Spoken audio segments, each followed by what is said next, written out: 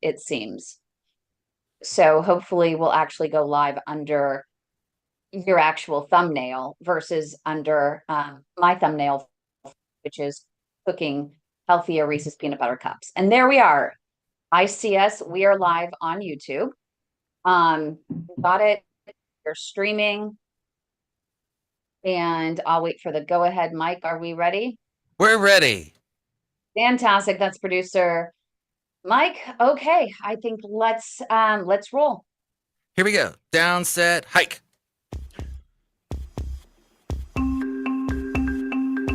Welcome to the Heart of Innovation. 60 minutes that could save life and limb, with new breakthrough ideas and innovation changing the healthcare landscape.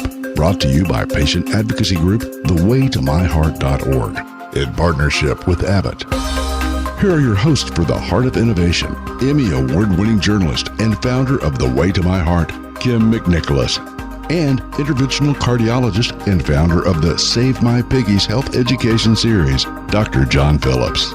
Hi, everyone, and welcome to the show. We have a very special guest in the San Francisco Bay Area today. We have Mike Pawlawski, former pro football player for the NFL and Arena Football League, former host of the Gridiron Outdoors on the Outdoor Network, and he is still an announcer for San Francisco Bay Area radio station KGO for UC Berkeley's football games, his alma mater. He took them to a 10-2 record and to number 8 nationally in 1991. And he's going to be talking during the show about building resilience in the face of adversity, since this is Mental Health Awareness Month. And I knew that Mike would be near and dear to Dr. John Phillips' heart, because you're all about sports. So it's going to be a really fun show. We've talked about this. It's funny because my son's a pretty good athlete, and he always asks me, like, Dad, were you good at sports? And I said, Jack, I realized at a really young age I would not be receiving a paycheck for anything I did athletically. So I had to put my nose in the books and move forward. And I live vicariously through guys like Mike and people that play sports. So because it's interesting, because in the field that we live in, and I'm in Columbus, so we see I know a lot of ex-OSU players that get into medical device sales for whatever reason. Oh, wow. They're pretty. So in fact, I just had a guy who was one of Woody's tight ends that called on me. So this is going to be a good show. I think it's important to talk about mental health. We kind of sweep that under the rug sometimes. And if we can learn from Mike and what he's done to create an environment of resilience within our own minds. And sometimes we can't let negative thoughts rent space in our head and get positive thoughts in there. So I'm really excited to have our good conversation here. I always say, when it comes to mental toughness, you got to turn to the athletes to get the advice on that, because they overcome so much and there's so much pressure on them that if they can do it, I think that even people who have a chronic illness could learn so much from what, these athletes go through and how they just stay tough in the face of adversity. So before we jump into bringing in Mike Pawlawski, do you have some words of inspiration for us? Dr. John Phillips, spectacular, vascular moment of inspiration.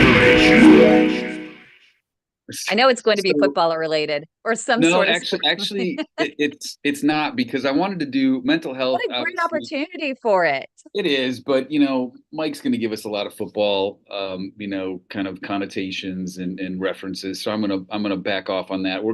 I'm gonna share some kind of fun Cinco de Mayo sayings, because May was May 5th, Cinco de Mayo, and we did a post on for the low testosterone clinic that we're starting, and we said happy Cinco de muscles. And so I thought, all right, let's see what else is out there. So there's a couple funny ones, and then I'll stop. Great. But one was Cinco de Mayo is boring, said no Juan, Juan ever. Okay, got that. And then the other one I liked was let's see, happy Cinco de Drinko. That's kind of fun. And then let's see here. Another good one was don't tequila my vibe. So I'm sorry, that's really sophomore humor, but I just had to do it. It's good. It's good to start off with a laugh. And that's actually one way I would imagine Mike Pawlawski, you can build resilience is through a really good sense of humor, I would imagine, right? Without a doubt, sense of humor, but the connection that you get from each other, right? When we laugh, when we connect with each other, stories are the way that we encode lessons for each other. And so jokes are a great way to get it started. I love that. Should we start with your football career? God, you have so much. And actually where Mike and I met was through I don't know, John, if I ever told you, and you can actually look up on YouTube. I was a sideline reporter for some of the Cal games. It was the Pac-12 at the time? Was it the Pac-12 network that we were doing?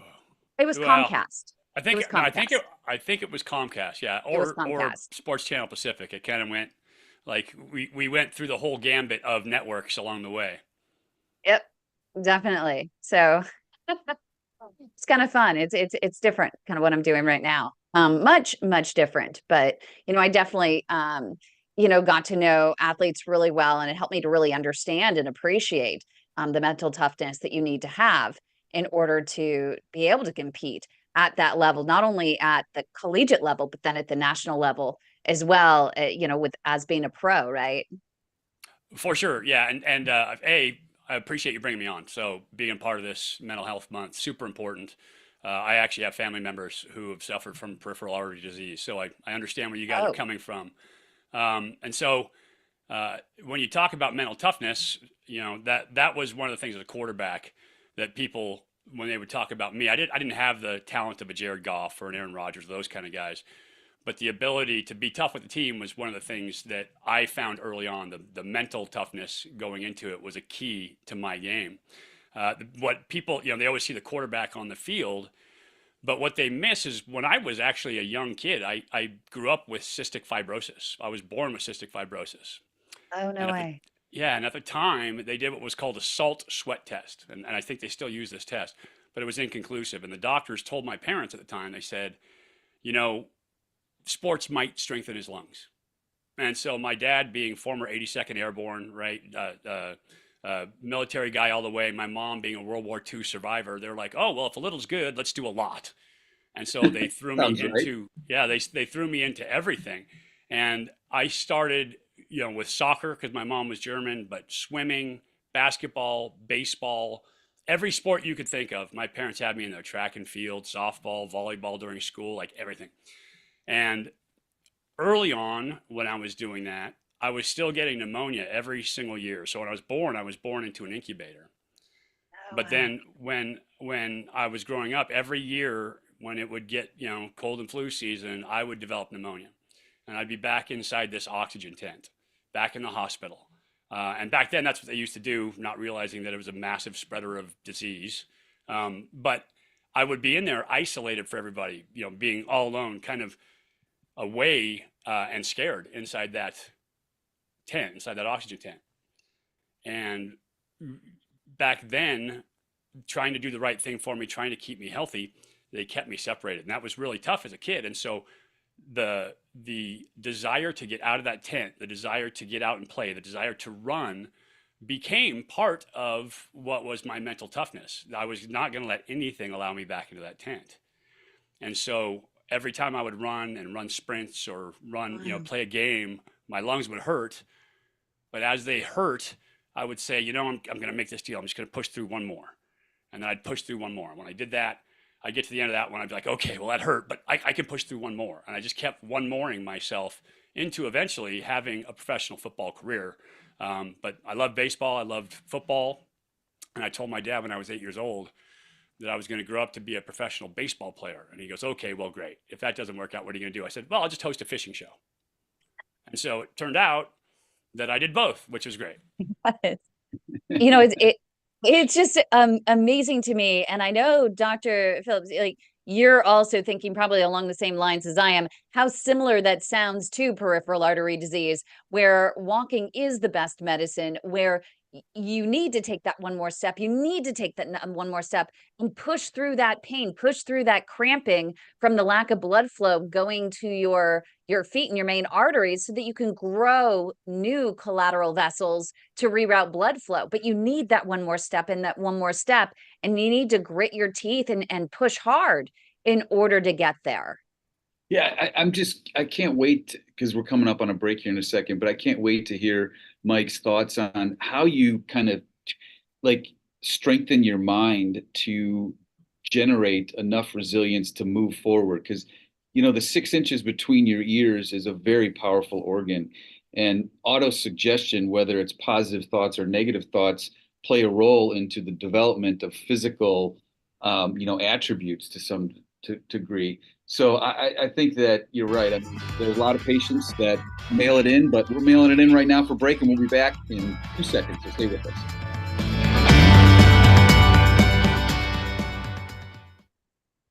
Excellent. We're clear.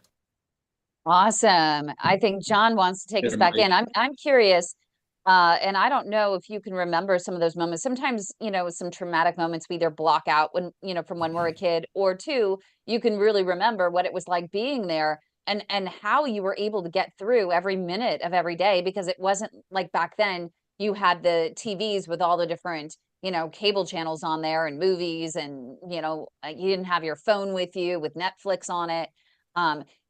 How you got to that point, how you got through there, and if you remember that catalyst for making that switch, right, to saying, you know what, I can't just sit here and waste away. I gotta, get that desire going to do more, to do more, to do more.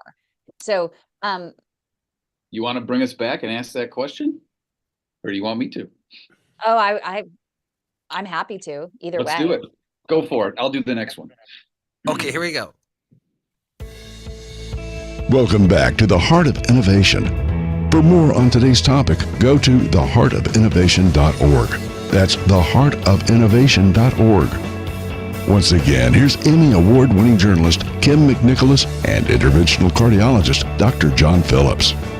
Hi, everyone, and welcome back to the show. We're talking to Mike Pawlawski, former pro football player and current announcer for Cal football in the San Francisco Bay Area. And I know we're going to get to this later on in the show, so I'll tease it a little bit. Soon to be author of a new book that he's writing about building resilience. So speaking of the resilience, before the break, you were telling us a little bit of your story about spending so much time in hospitals, isolated from other people. And I'm wondering, going back to when you're just a kid, if you could recall what it was like for you, how you were able to develop that mental toughness to get through every moment of every day, because those had to be the longest days of your life. I appreciate that question. They were very long days and very uncomfortable days. Obviously, as a kid, you're having a tough time breathing, and anybody who's had a tough time breathing understands how difficult that can be. So that mounted on top of the fact that I am separated from my parents, separated from the world inside that tent. And then you can't hear the conversations. And it gets back to what we talked to in the beginning of the show about connection, right? Dr. Steve, you talked about my book. Dr. Stephen Porges, who's well-known neuroscientist, MD, talks about what he calls the polyvagal theory. And polyvagal theory is all about how we react. You've heard of fight, flight, or freeze, which is part of our stress response. But as part of his theory, he has what you call dorsal vagal shutdown, which is where your vagus nerve shuts down and you go into that freeze state. It's essentially a freeze state.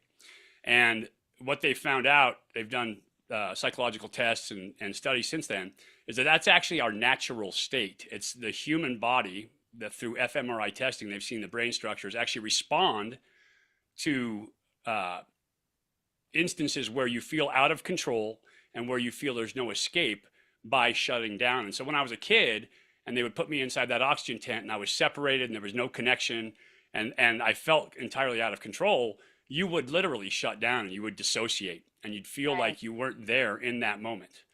And we hear about it more and more. It's being discovered more and more. Marty Seligman, who's a world-renowned psychologist, has done studies on it. But I would get into that free state. And at the young age, having fantastic parents helped me a ton. But then I had to get out of that state first and then decide that my control, my ability to determine my own fate was in movement, was in sports, was in training myself how to breathe and stay healthy. And so I can't say that it happened at one particular moment in terms of I'm going to do this, but I knew for certain that I did not want to be inside that oxygen tent. And I knew for certain that I did not want to be isolated. And so instead of going into freeze and feeling helpless about it, which is what people do when they feel like they don't have a sense of control, I actually took action. I got into fight mode and my stress response going, but I was active. And it's what we talked about earlier with doing the one at a time. The Navy SEALs actually teach that as part of their resilience training, in that you get to the next horizon, whether it be a hill, whether it be get to the boats, whether it be the next checkpoint, whatever it is, you get to that and you stay fully present in the moment. And if you can do that, then it allows you to get through really tough things. Is that why they talk about, like, in the 7 habits of highly effective people, I think one of the habits is begin with the end in mind. And so you kind of know where you want to go, and then you just have to figure out how to get there. The way I see it sometimes too is the mind is pretty quick to allow you to quit. And it's obviously a lot harder to continue to go. But if you have a goal, like your goal is stay out, you didn't want to be the bubble boy anymore, right? Like Right. That drives you to get to success, doesn't it, to some degree? 100%. And I love the way that you put that. Your mind is quick to let you quit, right? It is looking for the escape. That's that stress response where we know that once the nervous system fires up, it's looking for any way to keep you safe, because that's what it's done for humans for the history of our kind, right?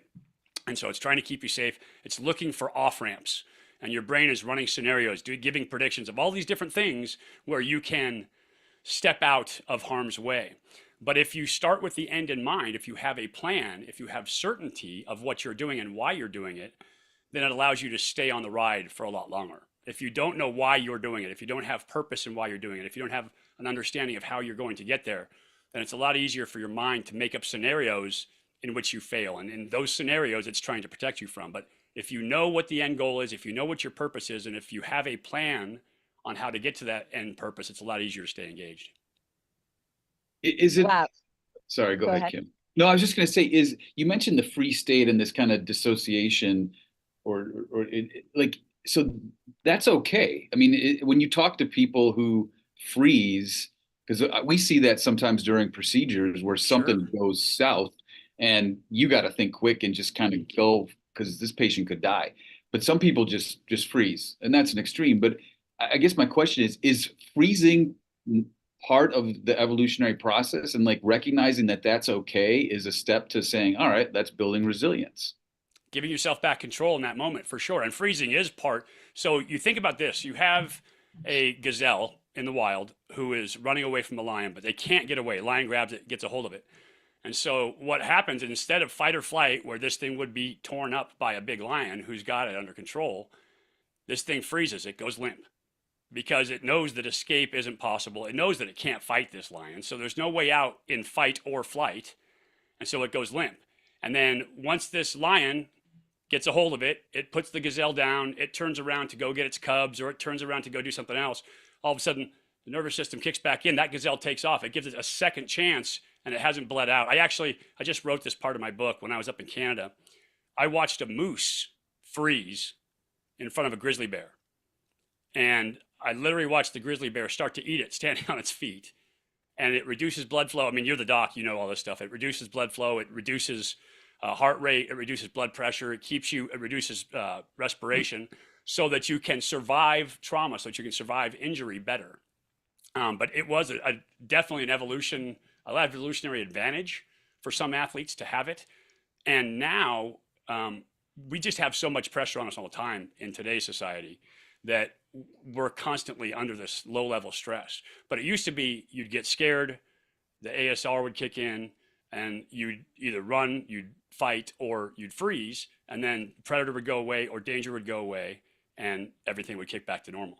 And so getting through freeze, understanding it's okay that's our natural state. We've in this society especially, we've kind of demonized that freeze state for so long. But getting through freeze, people freeze. That's what happens. That's the normal position. The way you stop that is by gaining control. And once you have control, it's self-determination theory. Once you have control, now you can move to the next best thing. And this might be rhetorical, but what's the difference? I mean, you could have easily just frozen in your situation, but and there are people that do, and they die, or they just never pull out of that vicious cycle.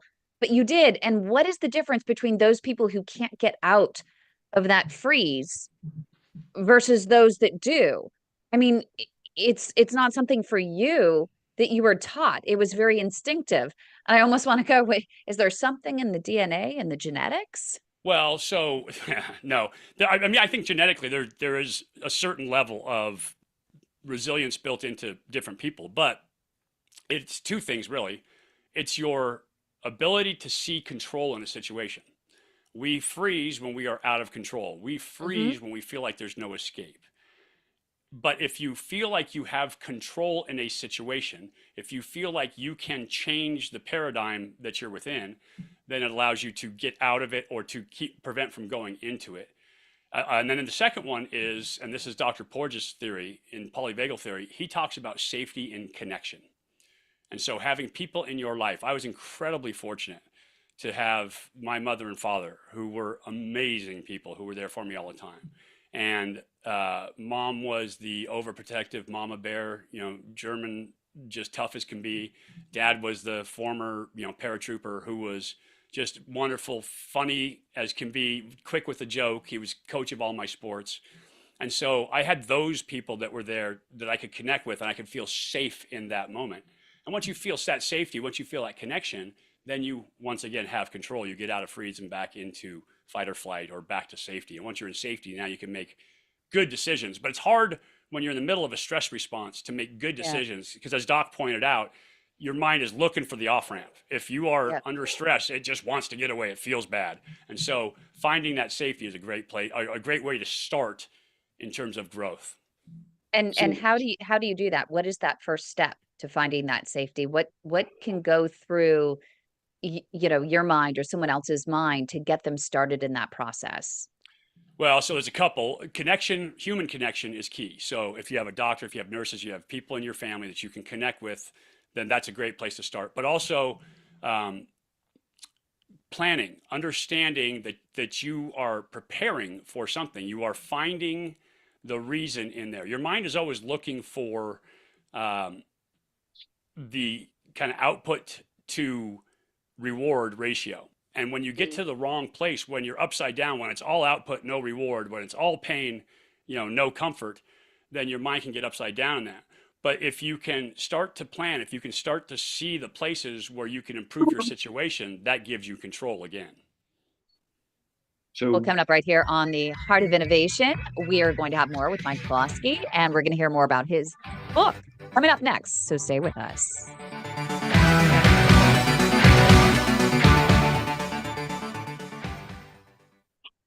All right, we're clear. Interesting. Okay. Good stuff.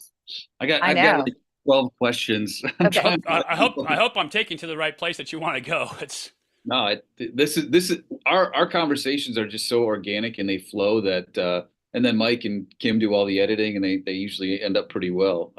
But I do want to kind of touch on, if possible, the connection and the I guess the issue, the concerns, or maybe I'm not phrasing it right. When people don't have connections with like good family nucleus, I mean, are they like just destined to fail? No. So, and I could actually tell. So there's a second half to my story that I haven't talked about is that when I was done with football, I've had 29 surgeries or procedures since that point. And I went back to, because I had the trauma of the childhood, trauma, that little kid, and I got anxiety in the worst possible way. And I got to the point at one point where I was literally almost agoraphobic, almost scared to leave my house. Wow. Here's a guy who's on TV. Here's a guy who played in front of hundreds of thousands. And now I have anxiety so bad, and nothing else had gone. I mean, I'd got a divorce. There's all kinds of stuff that happened, but nothing else had gone like I hadn't lost my job. I still had money coming in. I had the things that people always count on to keep them sane, right? But because I went back to that childhood trauma where I was stuck, I couldn't get through that. And so reframing that is the other way. I went through EMDR with a good friend of mine who's fantastic. So we can talk about that. Yeah, I like that. Because that's got to be hard to wrap your head around, I would imagine. Oh, yeah. Yep. Okay.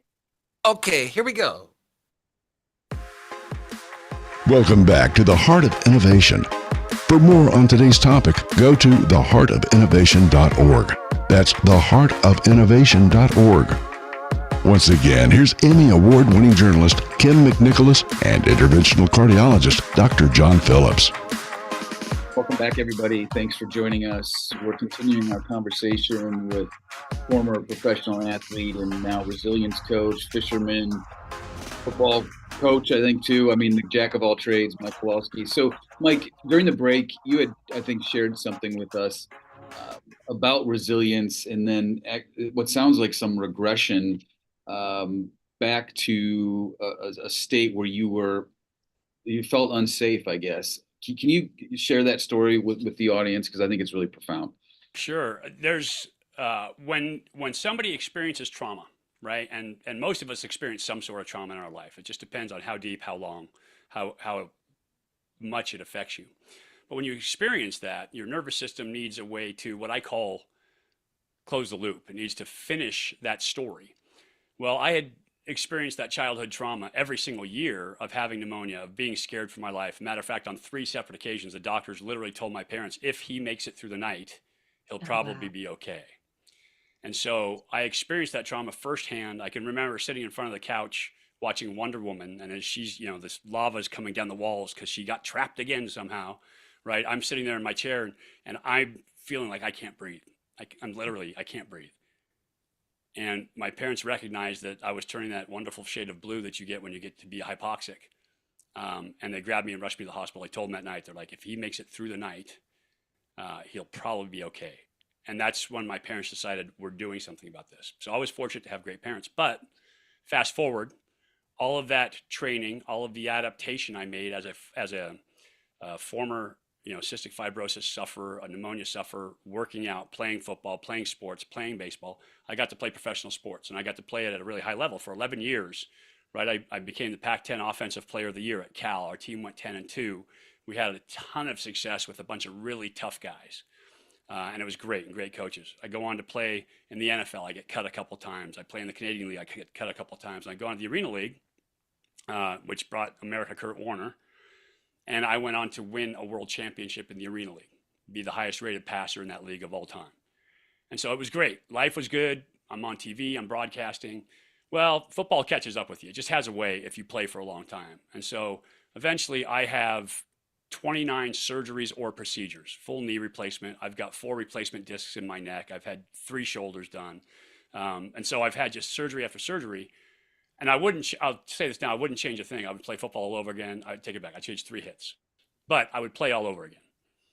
But that said, I got to a point where from all that, they were giving me pain medications. They were giving me anti-inflammatories. A bunch of meds, a bunch of things that I was going through. And I ended up with diverticulitis. And I had it for 2 years. And the insurance companies at the time, we didn't have the insurance like we have now. I couldn't get insurance because of my pre-existing conditions. And workers' comp through the teams was claiming that it wasn't workers' comp. And so I ended up in this place where I was paying for everything out of pocket. I couldn't get to the right doctors. They wouldn't take me because I didn't have insurance. But it went on for 2 years. I got septic. I almost died from diverticulitis. And at that point, it triggered the trauma from when I was a kid. And I got anxiety, like really, really gut-wrenching, soul-crushing anxiety, to the point where I felt like I couldn't leave the house. Now, here's a guy who had played professional football, played in front of hundreds of thousands, who was an on-air analyst for football games, who was a studio host, and I couldn't do my job. I couldn't be in front of the public because I was literally almost agoraphobic. And it was so bad because that trauma always sticks there. Remember, I was talking about closing the loop. When you, as an author, and I love to write, but as an author, you leave open loops all over the place to keep readers engaged. Well, your nervous system does the same thing. You need to have a point at which you allow your nervous system to settle down and to experience and to celebrate safety.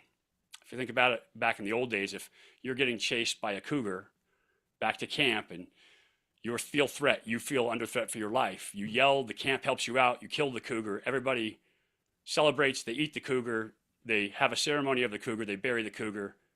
It's all good. We celebrated it, we got through the stress, we got through the fight or flight, and now we've closed the loop, we've given ourselves safety in that. And that's what needed to happen for me. And I didn't find it for about 10 years. And at the end of that, one of my college friends, who is one of my heroes now, her name is Dr. Cio Hernandez, but she is one of my favorite people on this earth.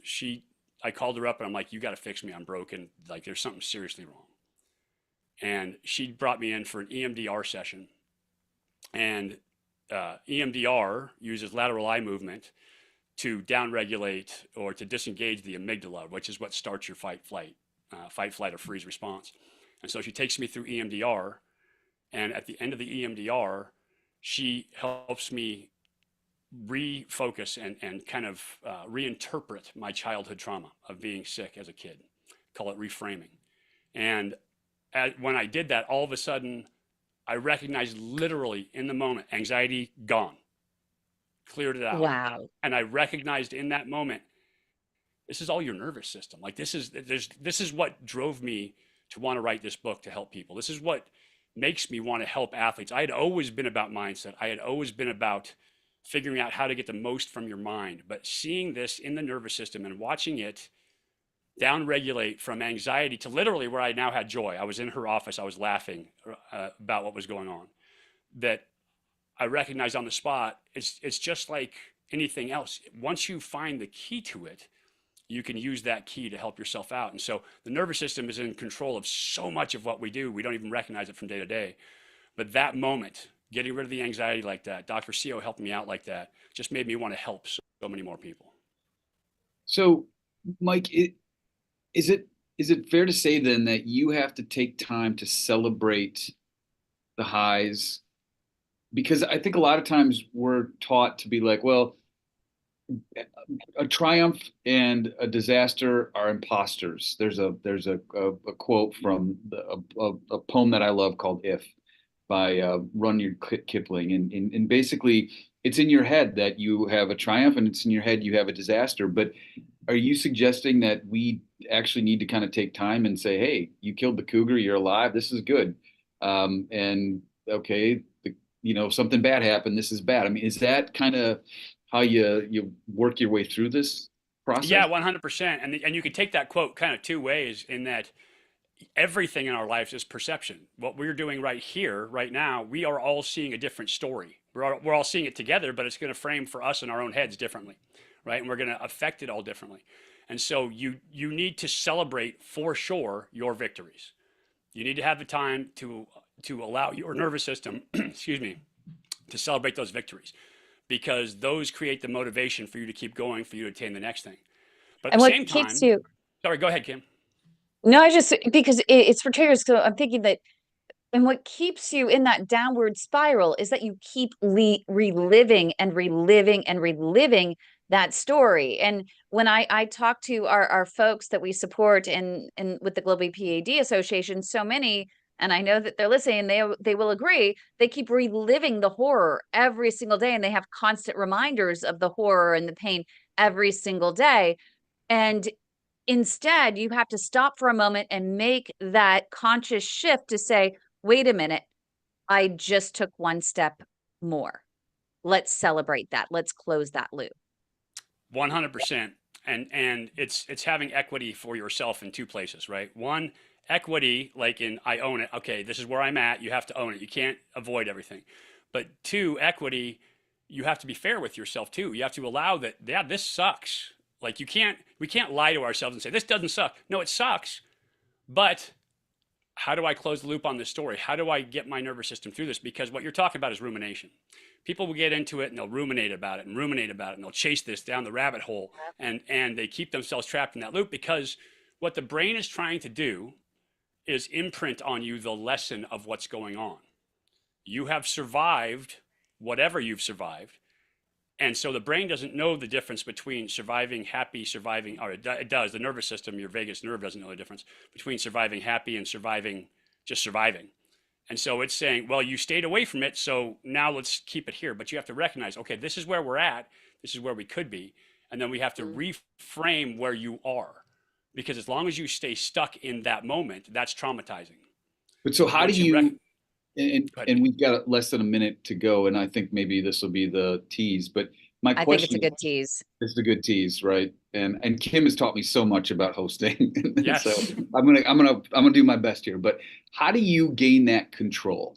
Because, and again, in the 7 habits, there is a stimulus and then there's a space between your response, and that space is where you have control. But a lot of people feel like they don't have control. So we're gonna hear from Mike on how to get control. So stay with us.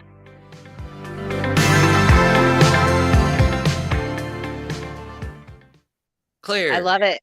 And I love that producer Mike, just gives you that little extra nudge. I know. Producer Mike.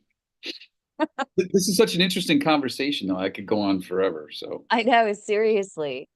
But I'm just fascinated by that because, and I wonder, and I know this isn't going to come out right, but when we go through something, we tell this person. So we relive the story here.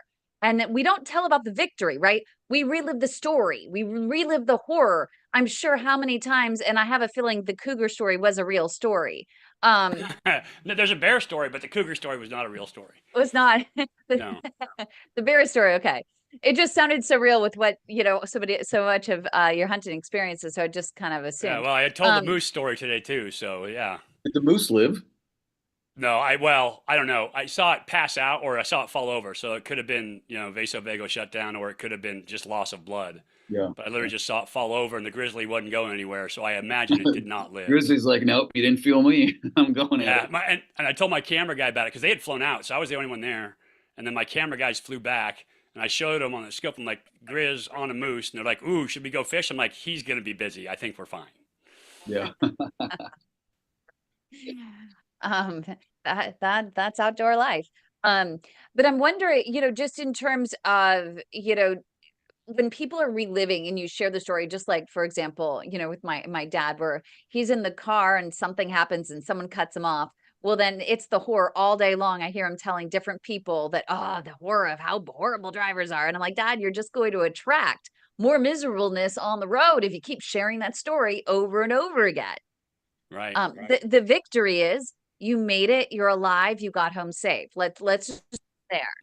Yeah, but you can't let people rent this term, I don't know, rent space in your head. Like you gotta, that's why I want to know, like, how, not Mike, how do you, and I think we should talk about this on air, like the control aspect, because I think through that therapy, if I'm reading you right, regain some control about what happened. And there are a lot of patients that we see that say, I have no control over this. This disease is going to kill me. I'm hanging, I'm done. Yeah. It's about fighting the fight, right? So you're getting out of the freeze. Once you get to that avoidance stage where they're saying this disease is going to kill me, they're actually in freeze. They've gotten to the freeze point over that. They're avoiding things. Right. And so I feel at a point though, you have to look for hope. If you don't have any hope or anything to look for, you can't get out of that freeze. Yeah, you have to have purpose. Yeah, and we can bring in Dawn wanted to jump in with some comments. So John, do you want to start the thing with her and let her jump in with she's been listening Sure, as a caller? Yes, okay. As a caller. So we'll take us back and then we'll have our caller comment. Excellent, here we go. On what she's heard. Welcome back to the Heart of Innovation. For more on today's topic, go to theheartofinnovation.org. That's theheartofinnovation.org. Once again, here's Emmy Award-winning journalist Kim McNicholas and interventional cardiologist Dr. John Phillips. Welcome back, everybody. And time flies when you have a really intriguing guest and interesting topic. And as such, we have one of our listeners who has a question. Dawn, you have a question for Mike? Well, I don't really have a question. I mean, I agree with everything he has said. You know, with overcoming something and being able to successfully adapt to something, you know, you have to have a purpose. Like he was just mentioning, you know, with being stuck in a freeze, everybody goes to a freeze. You have to be able to get out of it, you have to look for a purpose. And not everybody has the same purpose. You know, some people have kids, some people don't, some people have loved ones, some people don't.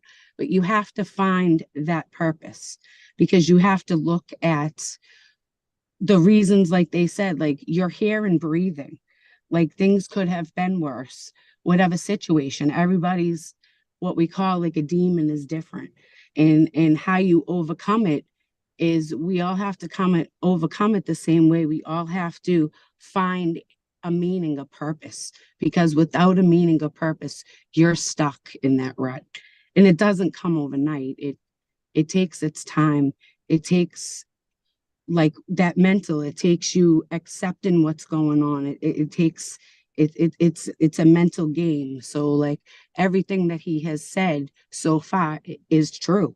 That's the only way you can be successful in whatever challenge you're going through, is to find a purpose, whether it's to get up and look at the birds every day because you're a bird lover. Well, you're lucky you can get up every day and look at those birds. Some people are going through other challenges. They've lost their eyesight. They can't look at those birds. You have to take what you have in front of you and you have to go with that. And you have to say like this is what I've got. I have to accept it. I have to learn ways to cope with it, ways to deal with the days that I had, you know, because I'm a very strong person as of right now, but I wasn't at first. It wasn't at first. I thought about suicide. But what would that do to my kids? You know, I couldn't be greedy because I felt like suicide was like being greedy. It was going to make me feel better, but what was going to happen to everyone else around me? You know, so it took me to this point where I'm at now. Like I've gone through losing my husband. I lost my husband at 30 something years old. He died of terrible, terrible diabetes. Like I watched him disintegrate in front of my eyes at 30 something years old. 37, I had a heart attack, had to be airlifted by a helicopter to save my life. I had a baby who was born at 27 weeks. If they didn't take her out of me, thankfully today she's alive and okay. But if they didn't take her out of me, I was going to die. And now I have peripheral artery disease and I had an amputation. So I live with no leg and live every day with the worry about, hey, am I going to lose my other leg because the disease is still there? So no matter like how strong you are, you always have those worries. They're always going to be there, but you have to learn. Like mine is crying. So right now I'm crying, but it's like important to me to help everyone else because that helps me cope with my own things that I'm going through every day. So not only do I have worries about, you know, am I going to still have my other leg? I have to worry about how I'm still going to take care of my kids. I have to worry about if my stents in my heart are going to last because they only last so many years. So eventually I have to go back in there and they'll have to put new ones or do whatever. But when they went to clean my legs and put stents in my legs, I lost it. So that terrifies me on a daily basis. Like the worry is always there. However, do I let it consume me? No, I can't. Because you see how I am now? I can't function, can't really talk. How am I supposed to take care of myself, not alone 2 other kids, and I babysit 3 other kids. So on a daily basis, pretty much I have them 6 days a week because they have a single mom who went through something traumatic and she needs help. So I help. So like I can't sit there in my bed like I like to. Some days I do. I stay in my room and nobody sees me. I make sure the kids have someone to look at them. But I take that time for myself because you need it. But you have to have a hope. There has to be something that you're willing to come out of that rut for. And sometimes you just have to do it for yourself. And that comes by loving your own self. And that's the only way you can do it. You can help everybody. Your loved ones can help you try to get out of that rut. But unless you're willing to come out of that rut and help yourself and love yourself and love whatever challenge that's in front of you, whatever you have to face, just be grateful that you're here. You're here because tomorrow's not guaranteed for anybody. So just take what you have and learn those coping mechanisms. Get yourself out of there, like unfreeze yourself. When we're not frozen by Elsa. You're only frozen by Elsa if you let yourself be in there. It's all up in here. This is the strongest thing ever. I don't care how much you lift. I don't care. This right here is what you have to battle every day. It's not easy. Like I was telling Kim earlier, I tried to do some gardening outside. I had to crawl around like a crab because for me, it kills my back to keep leaning over in the wheelchair. And I'm not the skinniest, so the fat's in the way. I mean, I'm quite comical, but it was easier for me to crawl. But to my loved ones, it's degrading to see me on the floor crawling like a crab. You know what I mean? But I'm not willing to give up my life because I don't have a leg, or I have this heart disease, or I have this peripheral artery disease, or I have diabetes, I have high blood pressure. I've got it all, name it, and I've had it all. I've gone through so many challenges, and I can't say my challenge is better than anybody else's because everybody's life challenge is different. And everybody has to find a coping mechanism different, but we're all the same. You have to love yourself and you have to be willing to accept what is going on, because without those, nobody in the world can ever help you. You are such a beautiful person. It's Dawn. the truth. It's the truth. Wow. Believe me, I talk like I listen to my own advice, because believe me, I still do things I probably shouldn't for my own health. But you know what? Sometimes I look at it like this, and you could take it how you want. I'm going to live my life the way I want to live it. But I'm going to make sure I live it to my fullest, because I believe what we have after life. But I've never seen like an actual guarantee that someone's going to say to me, like, I've never had an afterlife death experience where I see like what some people have seen. So like, I don't really know. Like, I hope that my faith, we're going to have something there. But I know currently right now, I'm living in this beautiful life. So I might as well live it. Dawn, that's an interesting statement. Mike, we haven't really talked about faith. And is that taboo, or can you lean on your faith and help? Absolutely lean on your faith. Not to cut you off, because I have to go, but I'm going to go play single bingo with the kids.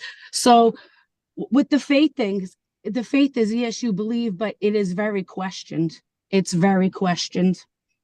And even as your faith gets stronger, sometimes you do come back and you still do have those questions like, why me? What did I do so wrong?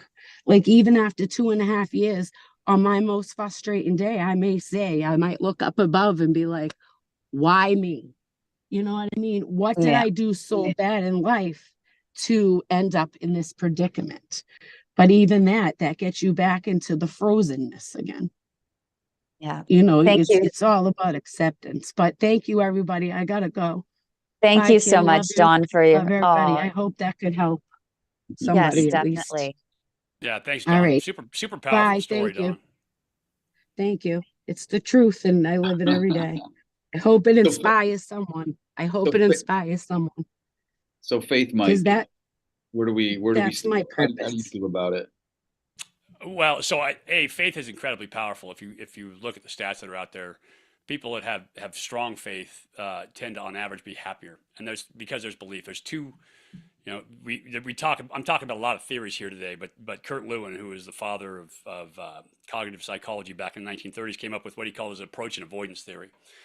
And in that, there's really two positions in which your nervous system sits. It's approach, where you're happy, you're outgoing, you're open, you're creative. It's all those good things that we think about, right? It's Luke Skywalker in Star Wars. It's Neo. And then you have avoidance.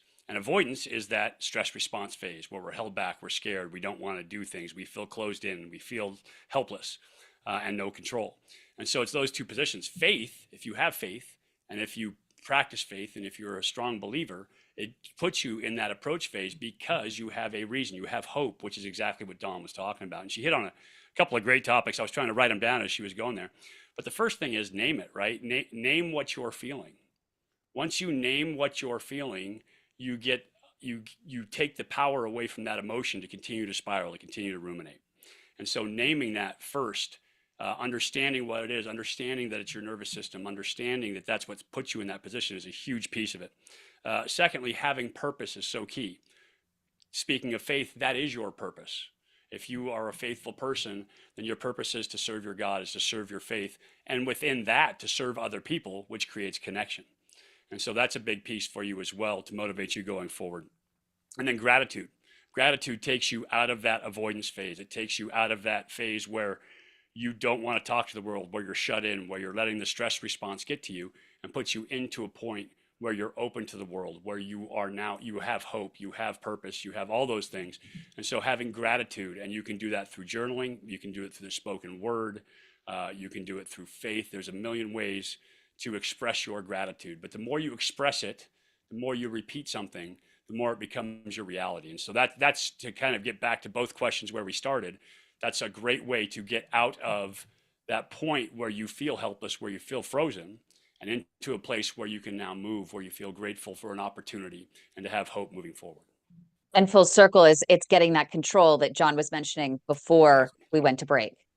Yeah, it's regaining control through your gratitude, regaining control by putting yourself back into that approach phase. It's the difference. I call it playing free or playing scared. When you're playing scared, you're in avoidance. When you're playing free, you're in approach. I love it. Well, coming up right here on the Heart of Innovation, we're going to finally hear a little bit more about his book and the timeline for that. So stay with us right here on the Heart of Innovation. Don't go away.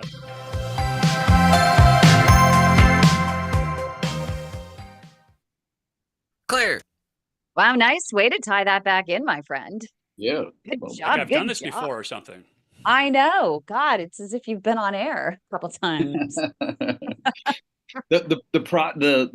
There's a psychiatrist, and I mentioned him before, Viktor Frankl, who was actually, and so man's search for meaning, and really life is suffering, and your ability to survive said suffering is how you survive. And I think it's like to what Dawn said. I mean, you're staring at execution in Auschwitz, but you're looking at a tree and saying, okay, that's a pretty tree. Yeah, they can't take away my free will. Yeah, they might take away everything else, but they can't take away my free will. Yeah, which is funny. Going back to faith, that's the one thing that God gave us was free will, right? Yeah. That's why when she was, I didn't want to go into the whole religious faithful deal, Sure. but when she was saying, why me? Well, God gave you free will. Like it works on both ends. So. Yeah. So what, Mike, we've got how much time left? 4 minutes. Okay. We have 4 minutes. And then I was wondering, Mike, do you have time just to answer a few questions from some people right afterwards okay. And John, are you going to stick around for a few minutes? Yes, I have to actually, I've got 10 minutes. I've got to go deliver food to the food bank at 7:30 my time. Nice. Great. So do you want to take us back in? We're going to go into the final thoughts. We literally have 4 minutes, but I definitely want to get into, final, especially pieces of advice for building resilience, but also your book, where you're at in the timeline, a few other little tidbits along with that, how people can follow you. So go ahead. Here we go. Mike. Welcome back to the Heart of Innovation. For more on today's topic, go to theheartofinnovation.org. That's theheartofinnovation.org. Once again, here's Emmy Award-winning journalist Kim McNicholas and interventional cardiologist Dr. John Phillips. During the break, Mike, and we only have 4 minutes left, you had talked about free will and no one can take away your free will. Is that a parting thought? I mean, is that something we should hang our hats on as we end this conversation? Yeah, it's a fantastic place to be. You were mentioning Viktor Frankl, and he's the one that said in between the stimulus and response is that pause, and that pause is your free will. You have a choice to make there over how you will accept it. And so he maintained it in German concentration camps, the free will, the ability to decide what he thought, decide what he chose to think about a situation or how to perceive a situation. And that really gets back to what we were talking about, your perception. It's all about how you're perceiving it. Your free will allows you to have gratitude for a situation, allows you to find hope in a situation. And so that's the big piece. God gave us free will, which means we can, defy what we're supposed to be doing, or we can use it as our strength, as our hope, as an ability to make ourselves more resilient. And real quick, can I just ask a question? Do you feel that discipline is the same as resilience? When you want a kid to be, your son or daughter to be disciplined, right, get up at 4 a.m, go lift weights, do what you need to do. Is that different than resilience? Discipline is a habit. Resilience is a trait. And Okay. so resilience can help you be more disciplined for sure. But you can build resilience through good habits as well. So not avoiding things, pushing through hard things. This is a huge piece of the book that I talk about, the way to build this resilience, the way to grow better. And it's because you're always training. You are always training. We're so adaptable that you are constantly training all the time. And so whether you are training yourself to be softer or you are training yourself to be more resilient is all based on what you practice. So if you're practicing good discipline, if you're practicing good habits, you are building more resilience in yourself. So what is the timeline on this book? How many more chapters do you have to write? And when can we pre-order? So they're all written. We are in the process of editing right now. And so it will be coming out in October because we have obviously the radio show for TV. I'm doing Channel 7 after the game with Larry Beal on KGO7. So we have a lot of ways to promote it out there. But you can just find me on Facebook and you can follow along because I will be updating what's going on with the book all the way through. You'll have all kinds of mindset lessons, how to build resilience, how to interact with teammates, how to build culture on a team. There's all kinds of things that I'll be talking about. And we got all kinds of great guests. I'll be hanging out with Urban Meyer this summer as a huge piece of it. I'm working with the Cal athletes now in terms of resilience. And so follow me on Facebook and you'll see all the exploits. What's the age range? Grade school kids, or is there adult all the way content? through. Grade Okay. school kids all the way through. Everybody can get a lesson in terms of how to train your nervous system, which is what we're doing every single day, right? How to be great every single day. The name of the book is Everyday Great, because if you live everyday great, you become an everyday great. I love double entendres, and so the book just seemed to fit that. And so is there going to be a website for the book? Is it going to? Yes, there will Or be a just website, but you can find that on Facebook. Just come to Facebook. You'll see everything there. All right, and so we've got like a minute left. We didn't talk much about football. You said there were 3 hits that you wish you could have not taken. What were they? Or can you give me at least one? Yeah, they were all on my neck. So I got one in college. I tried to take on a linebacker, tried to run him over, Mike Shalaba. He essentially knocked me out, woke up from a concussion, but it did the first injury on my neck.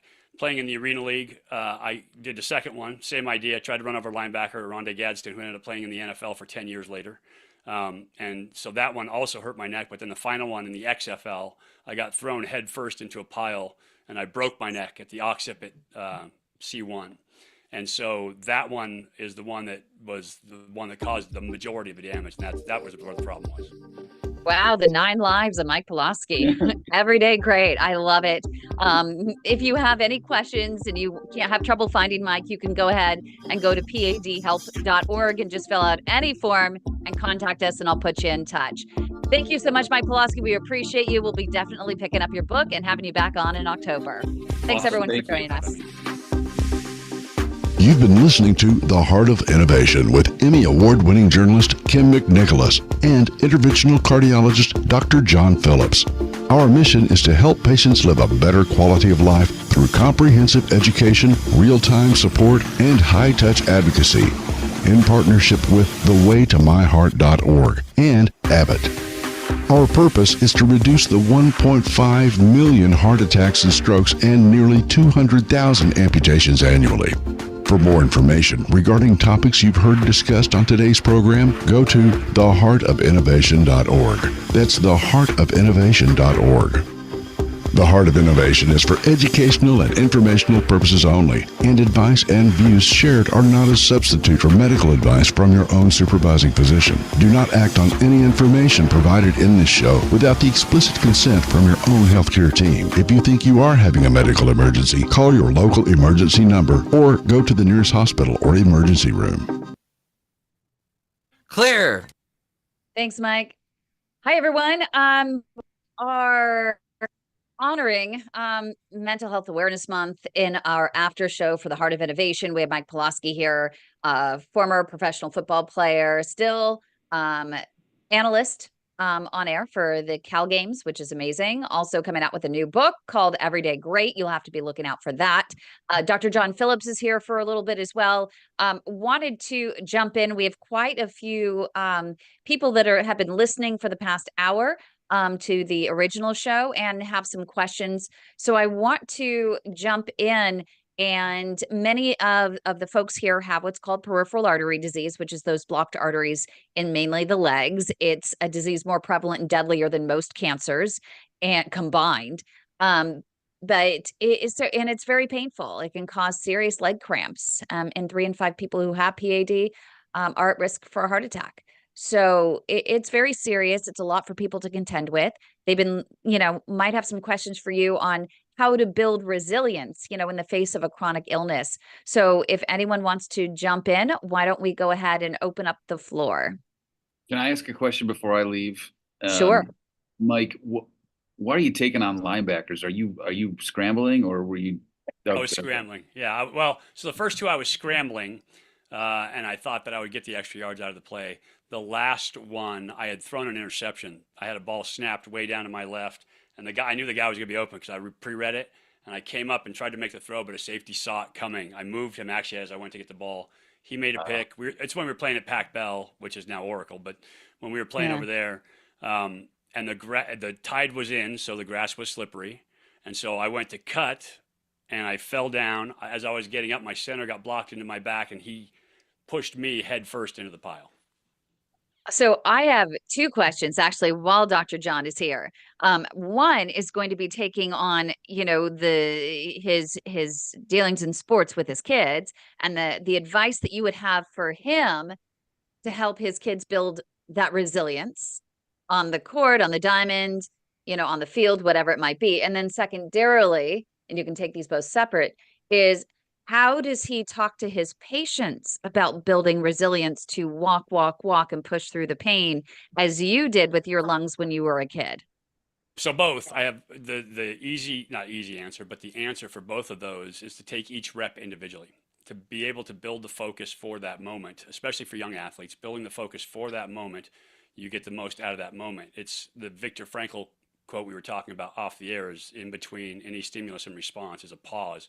And that pause is what now has become a big piece in the mindful space. It's being fully present. It's appreciating everything in that moment. So as an athlete, if you can do that, put your intense focus on that moment, then you can be great and you improve a lot faster. So mastery comes a lot faster for an athlete who can do that.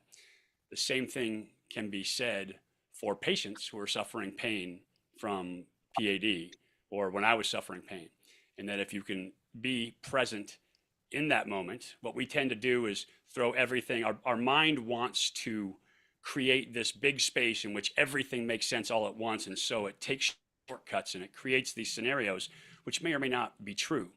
But if you take each of your inputs as separate pieces in your consciousness that you're feeling, that you're seeing, without adding value judgments to those in terms of pain, you can interpret them differently.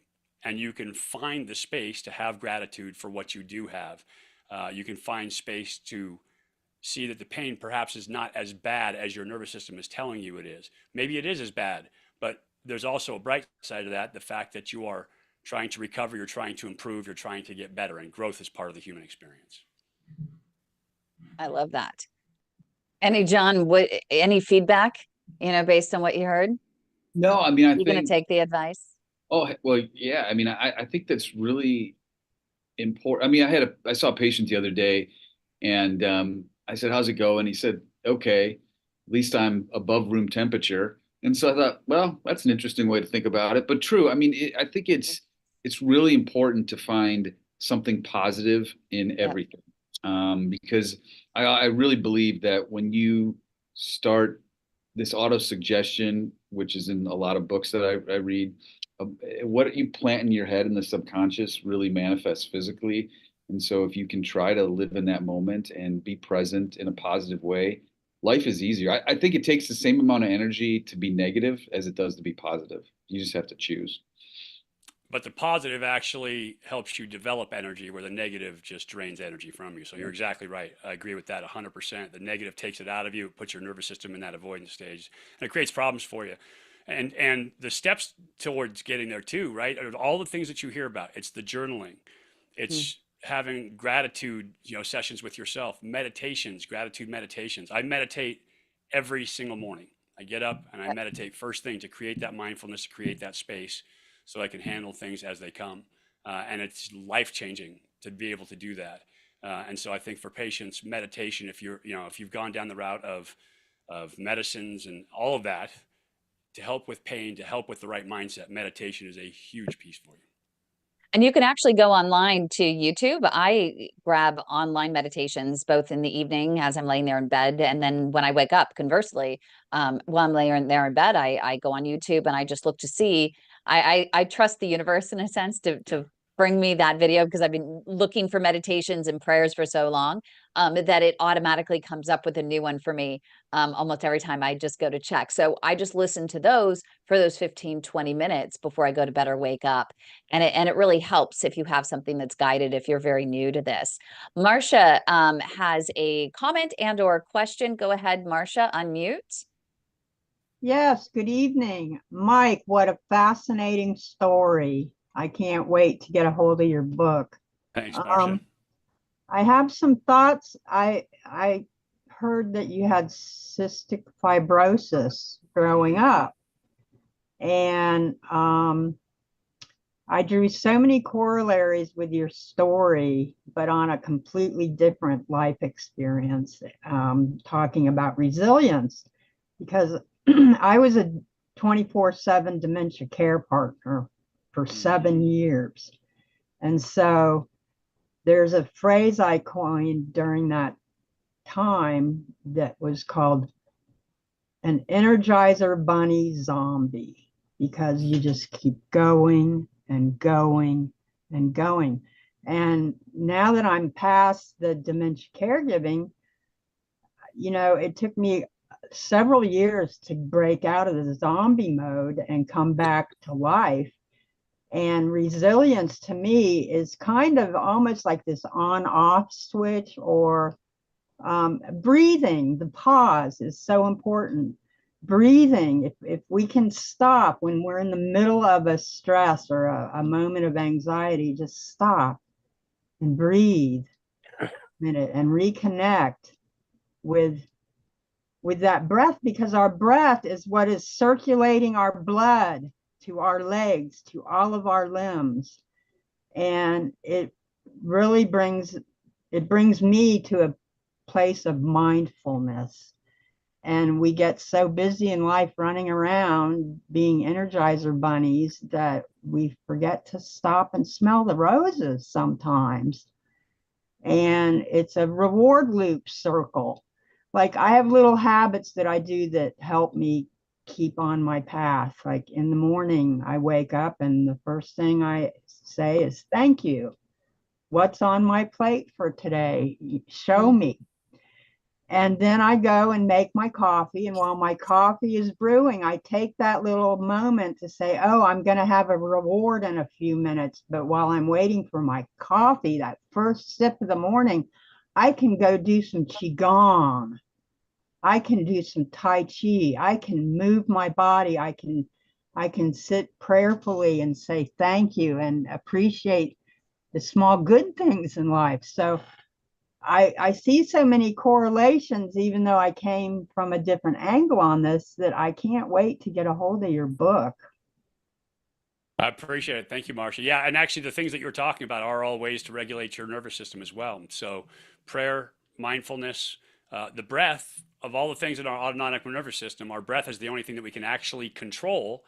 And luckily, our breath, by using a longer breath, the 5-5-10 or a 4-7-8 breath, or any of those things that you want to do, but a longer, slower exhale than the inhale actually down regulates our nervous system. So all those things you're talking about are exactly right. They're a way to regulate your nervous system, and many of them are in the book. But that's a good way for us to help control our mindset to get back to that approach phase to playing free. Do you have a couple other questions for Mike before he runs off? He has to coach a couple of quarterbacks and help them build resilience for the Cal Bears, his alma mater. Go ahead, Douglas. Yeah, this is Douglas. I'm on a question about what do you think about the word control and the word manage, and how the two of them play together or separate? Because the word control is always a negative connotation usually. So we're learning to manage our life today with PAD and manage how I live with all the stuff going on. Well, so yeah, the language itself can be interpreted so many different ways. This is what we're talking about in terms of perception. Control can be a negative word if you're being controlled. But if you feel a sense of control in what you're doing, if your doctor is good with you in terms of allowing you to have a sense of control in what you're doing, if your family is good in terms of giving you a sense of control, if you have hope and you have a plan and you have a way to execute on that plan, you're giving yourself a sense of control, then it's all good. And if you're doing all that, then you are managing your pain levels, or you're managing your disease, you're managing the illness, so that to give yourself a sense of control. So again, you can put that in any way you'd like to, but it's all in the way that you interpret the language. And so I would try to give myself that back into approach, to give myself that sense of control. I would try to manage the language positively to give me a positive outcome. Yeah, that's a really good point, because language actually can be your perception of it. Yeah. And so the definition you give it, it doesn't have to be Merriam's. It can be how you perceive it yourself and what you choose to do with it, or how you define it. Yeah, tag it with your interpretation. You can tell me what you want. I'm going to interpret it the way I want, and I'm going to use it for my benefit. And that goes back to why we have that question with our doctors about what they say or what they don't say when we see them. And how do we discuss these things with our families and what they think, and how we're living life today with PAD and managing or controlling all the stuff, the money, the bills, the family, single, not single, all that stuff. Yeah, so just be an advocate for yourself.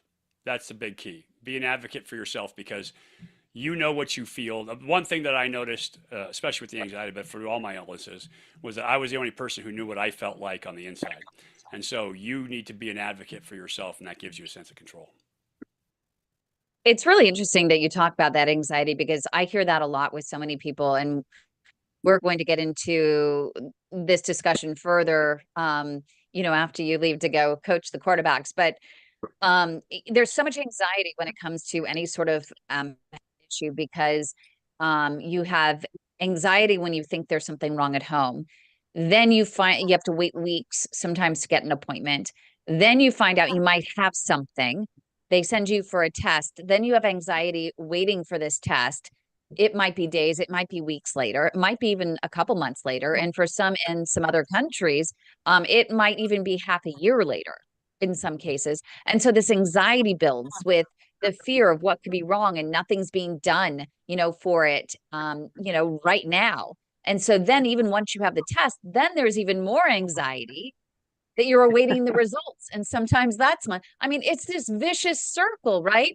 And I know that people with cancer deal with that even more so than people with PAD, and that they know that there's this something that's seriously brewing inside their system, and they're being told that they can't get the test they need for a couple months, and then they're not even going to start treatment till 6 months later. And although the doctor says, well, it's slow growing, it's not really going to be, growing that fast between now and then, how do you live your life and manage that anxiety when it comes to your own health? Well, exactly. Yeah. So what's the things that are in your control, right? The things that you have control over, the things that you can do. If you can advocate, if you can find another doctor, if you can hurry up the system. Like I listened to your question at the end. If it's growing at all, I don't care if it's slow growing or fast growing. Right. I want it taken care of. Like, get it out. So Yes. I totally get that. But the ability to understand what is in your control, this is where being mindful and being present comes in.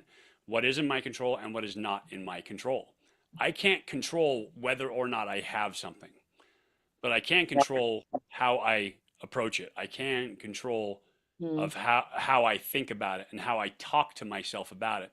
We talk to ourselves internally all the time. Yeah. And the stories that we are telling ourselves are the stories that resonate loudest with us. And so controlling those stories, our inner voice, the human mind hates uncertainty. It hates it. And so it will tell itself stories just to avoid uncertainty. Now, those stories aren't any more certain than the uncertainty that's out there, but it's giving you an angle to take, which then removes uncertainty from your thinking.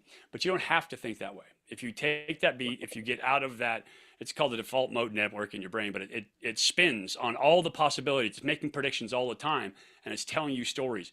Don't lock on to the stories that are negative, that have bad consequences, because that's when you start to spin down the hole.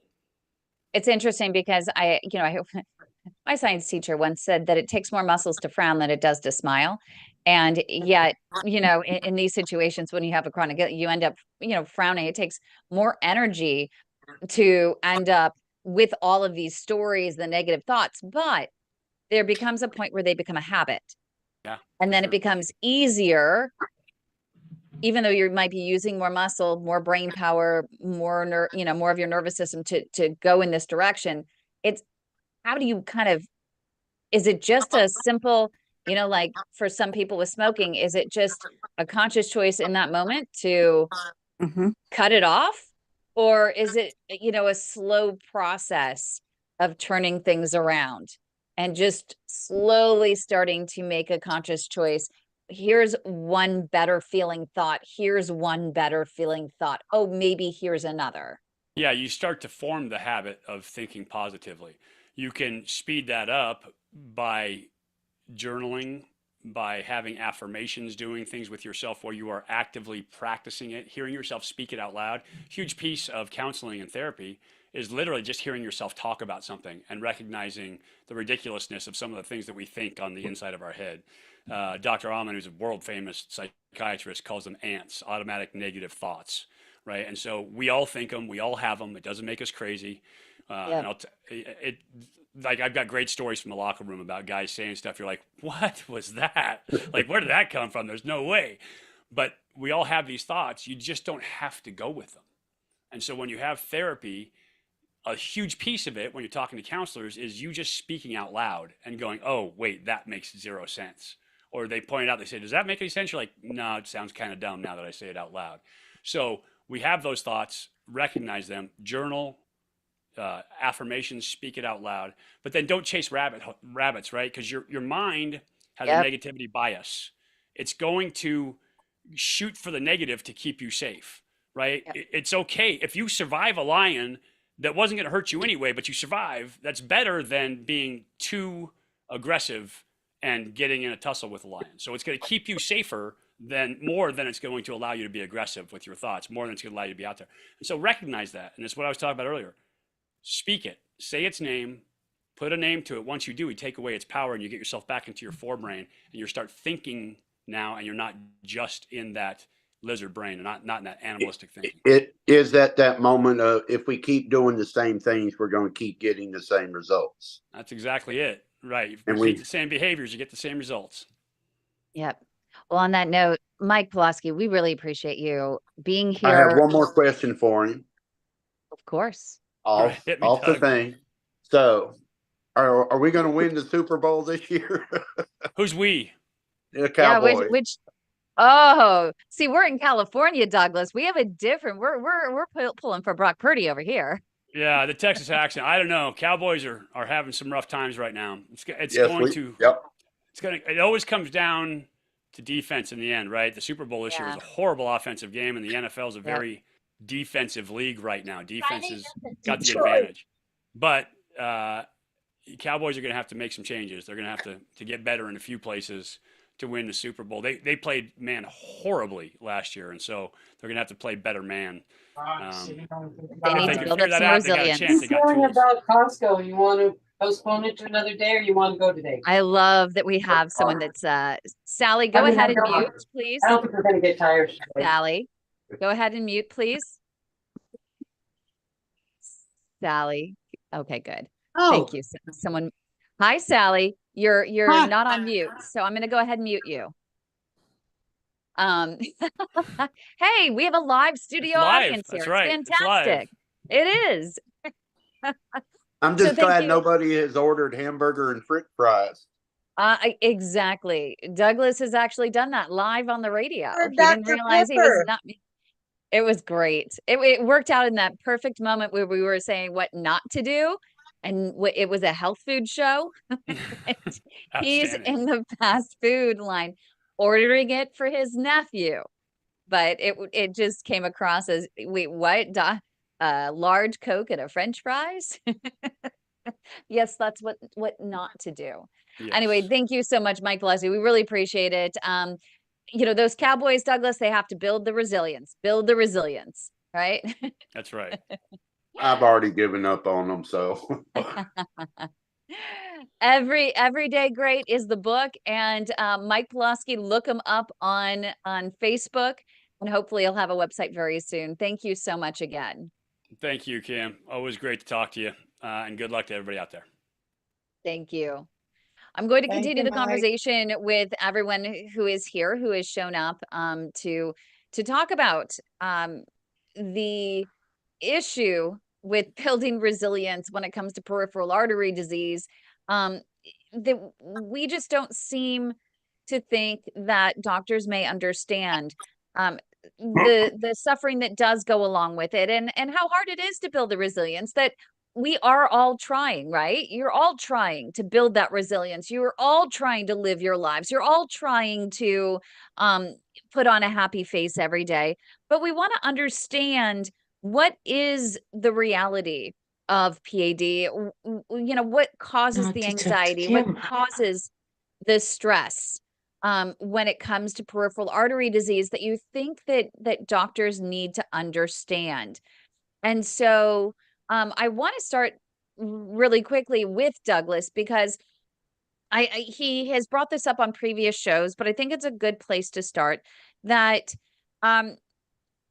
the pain and suffering really starts with that consult. And if you feel brushed off, or the doctor isn't spending time with you, listening to you, and you leave feeling hopeless, it's powered on. Right? Douglas? Well, for me, it comes down to very simple. Driving away from the doctor's office, not being heard, and then the difference between driving away from the doctor's office and feeling like I was heard.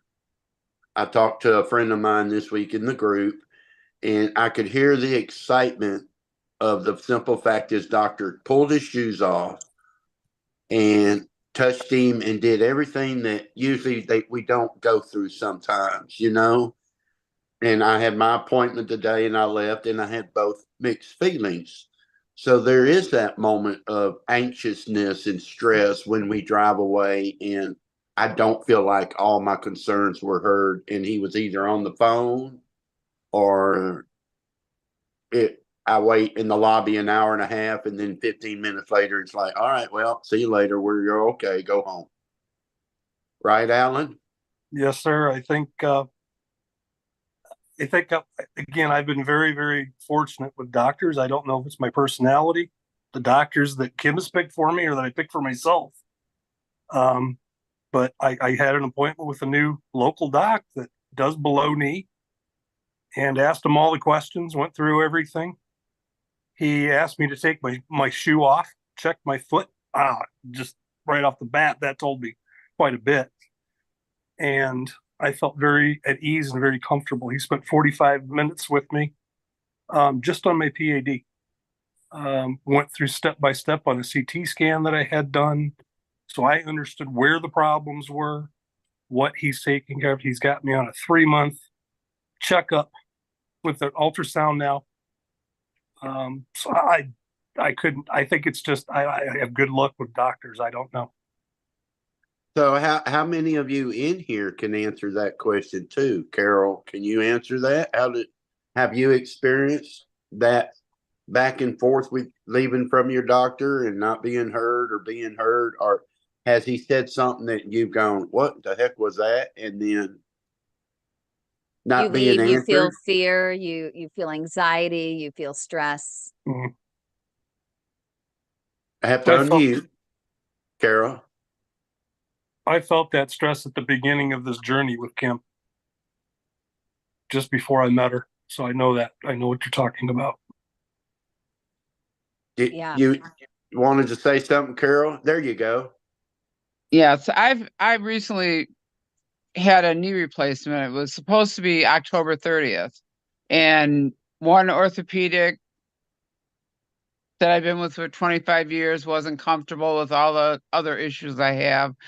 So I went through 2 more, and then the third one said, okay, we'll do it. But he was just so nonchalant. Oh, I'm not worried about your pad. Nope, you're not going to have to stay in the hospital at all. Boom. So now he's just not getting what I'm trying to get through to him. You can't use a tourniquet. I can't have compression. I can't have an ice pack. Well, you can have those in certain doses. No, I can't.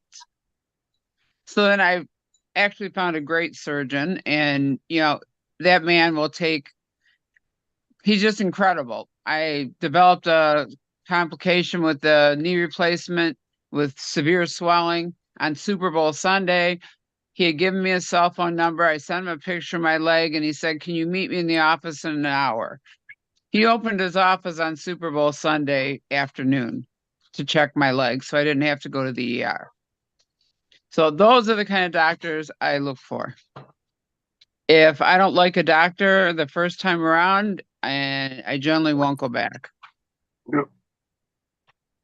When it comes to PAD, what do you expect a doctor to say during your appointments? What would make you feel at different stages?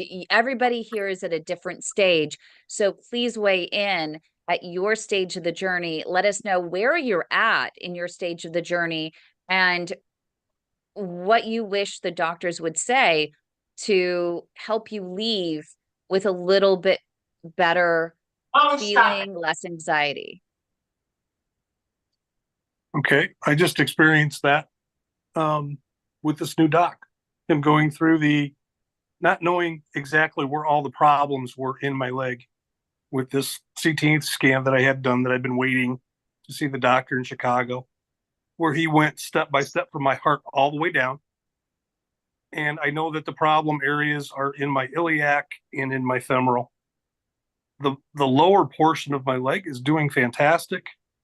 It's either all collaterals or one that's completely an artery that's completely open, but he feels comfortable taking care of where I have solid calcium.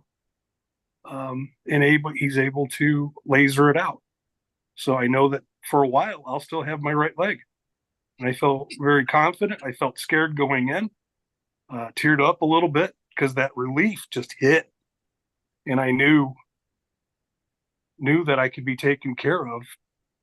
Can I ask you something along those lines? And this, like Carol, you can answer this one too, maybe, or anybody else can.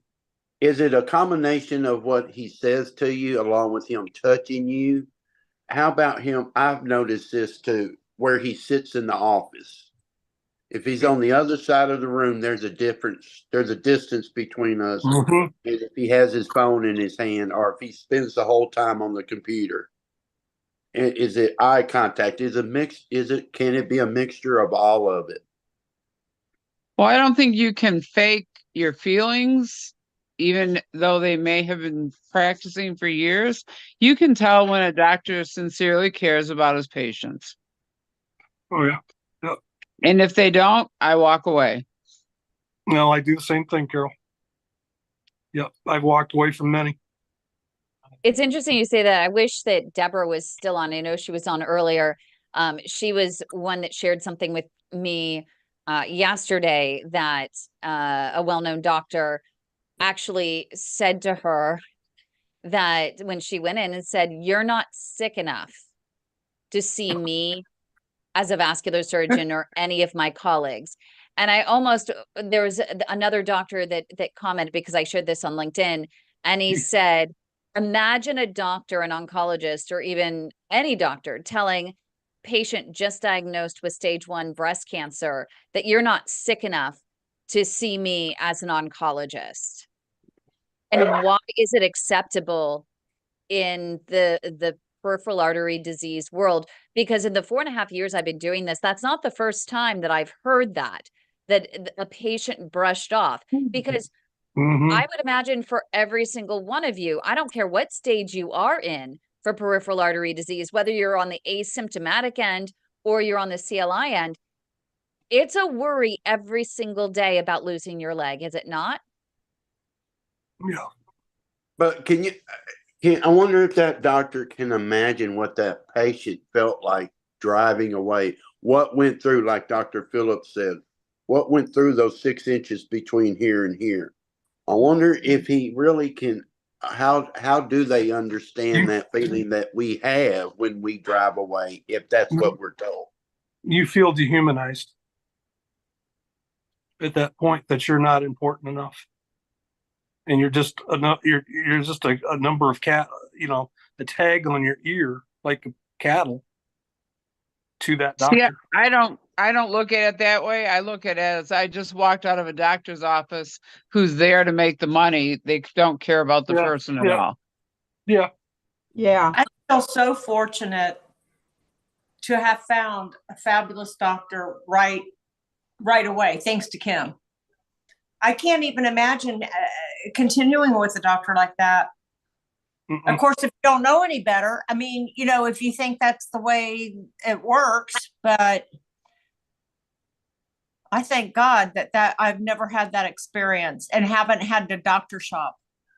And when it have been, I mean, how much more difficult would it have been for that doctor to instead say, I probably will not be the one that will be managing your care, and that's a really good thing. You've seen me, you're in the early stages of PAD, and wow, there's so much that you can do on your own. And the likelihood of you ever having to see me now that we've caught this early, next to none. You don't want to see me again. And when you don't see me, that means you're doing your part and you're stalling progression. You're taking your health into your own hands. You're taking your medications. You're doing your walking every day. Wow. How much more empowering of a conversation is that? You then walk away with hope.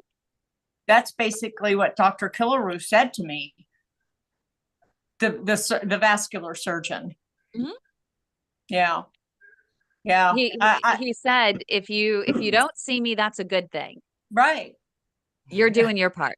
I'm doing my part. Is that what Mike was talking about when he was saying the connection? Do you feel that connection with your doctor, and what does that connection feel like? You know what Douglas, it feels like? That's good. When you walk in and they maybe ask a few questions, have you take off your shoes? I mean, my shoes, the nurse told me to take off my shoes and laid a little placemat on the floor. And, and then he walks in and he feels around, does some things, but he listened and no rush. It wasn't a rush. It was fabulous. I can't imagine a doctor picking up the telephone while I'm sitting in there. I probably would have started screaming at him. Well, I was at St. Luke's, one of the top people. He walked in.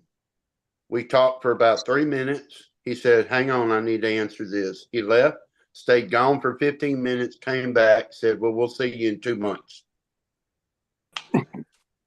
Yeah, you told us. It's absurd. I have an interesting story to share. Go. Yes, please do, Marcia. I'm in stage 3 PAD, so critical limb ischemia, and working my way back towards claudication, which is stage 2. And I had a very interesting experience. This conversation brought it to mind, is that actually years before I even knew I had PAD, I went to a cardiologist to have the stent in my heart checked.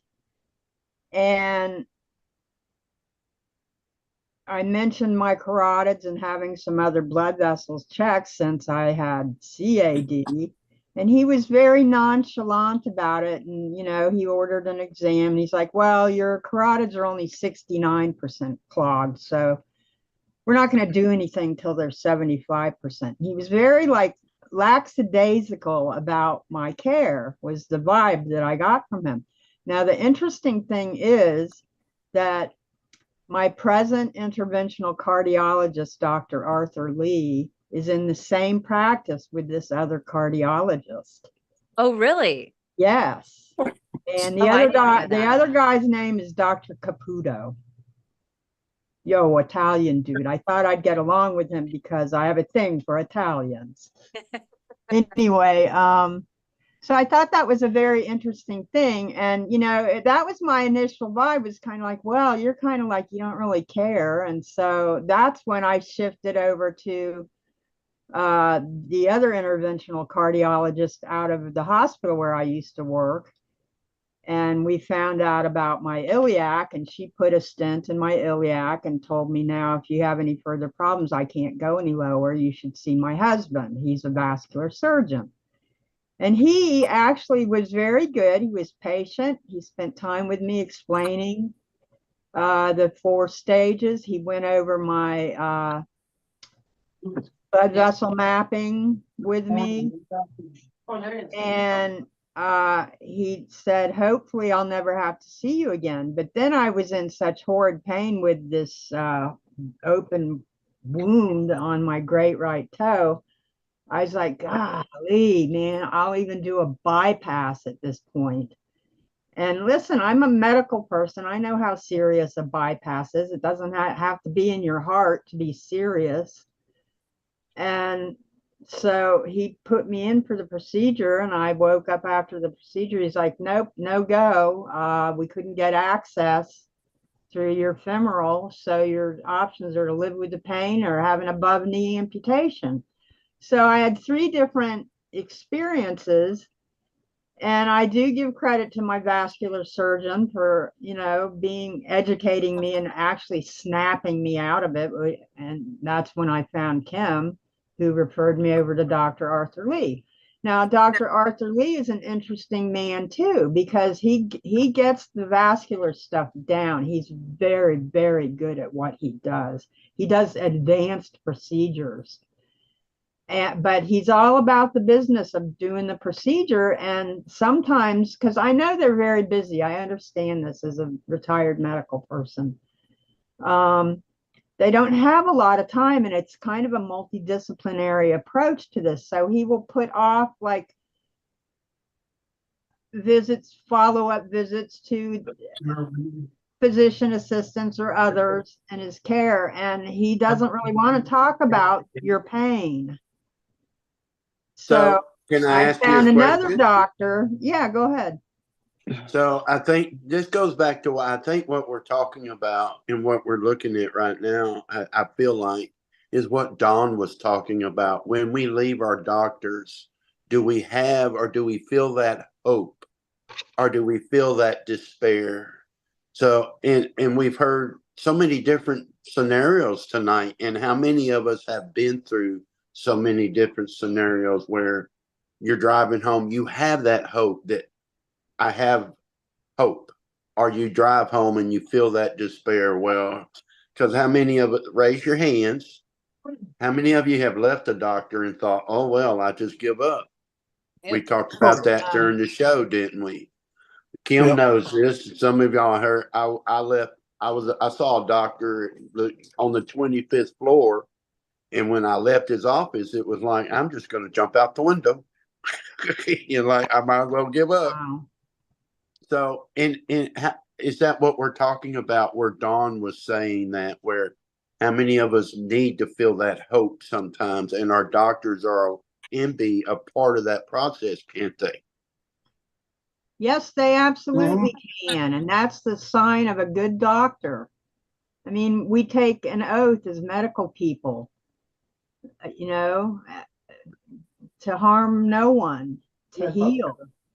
And healing, it's not just our blood vessels, it's not just our bodies, it's a package deal. We have our emotions, we have our souls, we have our physical bodies. So a good doctor will approach it from all of these angles in the hope of fulfilling their oath.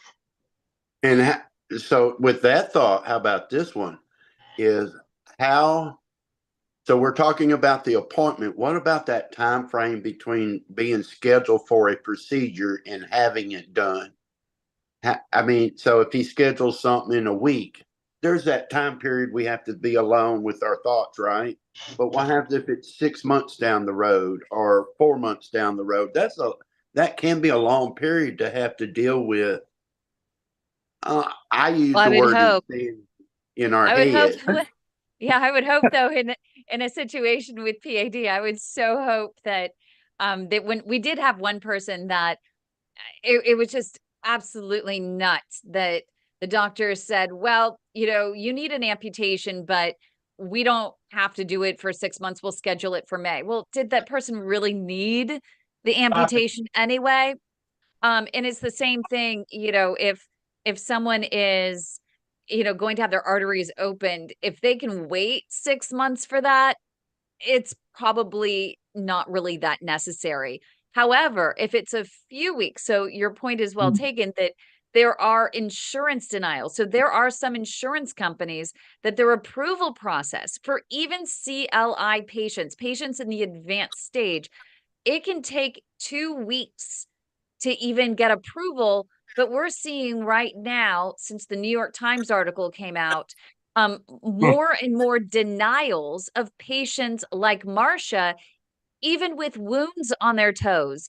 And if they're in that stage, they're up in the middle of the night trying to dangle their feet over the side of the bed to get rid of the pain, the excruciating pain. And I'm curious with you, Marcia, with your doctor saying to you, well, just come back when you want an amputation, when the pain gets too great. I mean, what was that like for you, moment by moment, every single day, every single night for you? I would imagine that you would just sit there and it would be like watching paint dry, the minutes, the hours, the days, waiting for something to be done.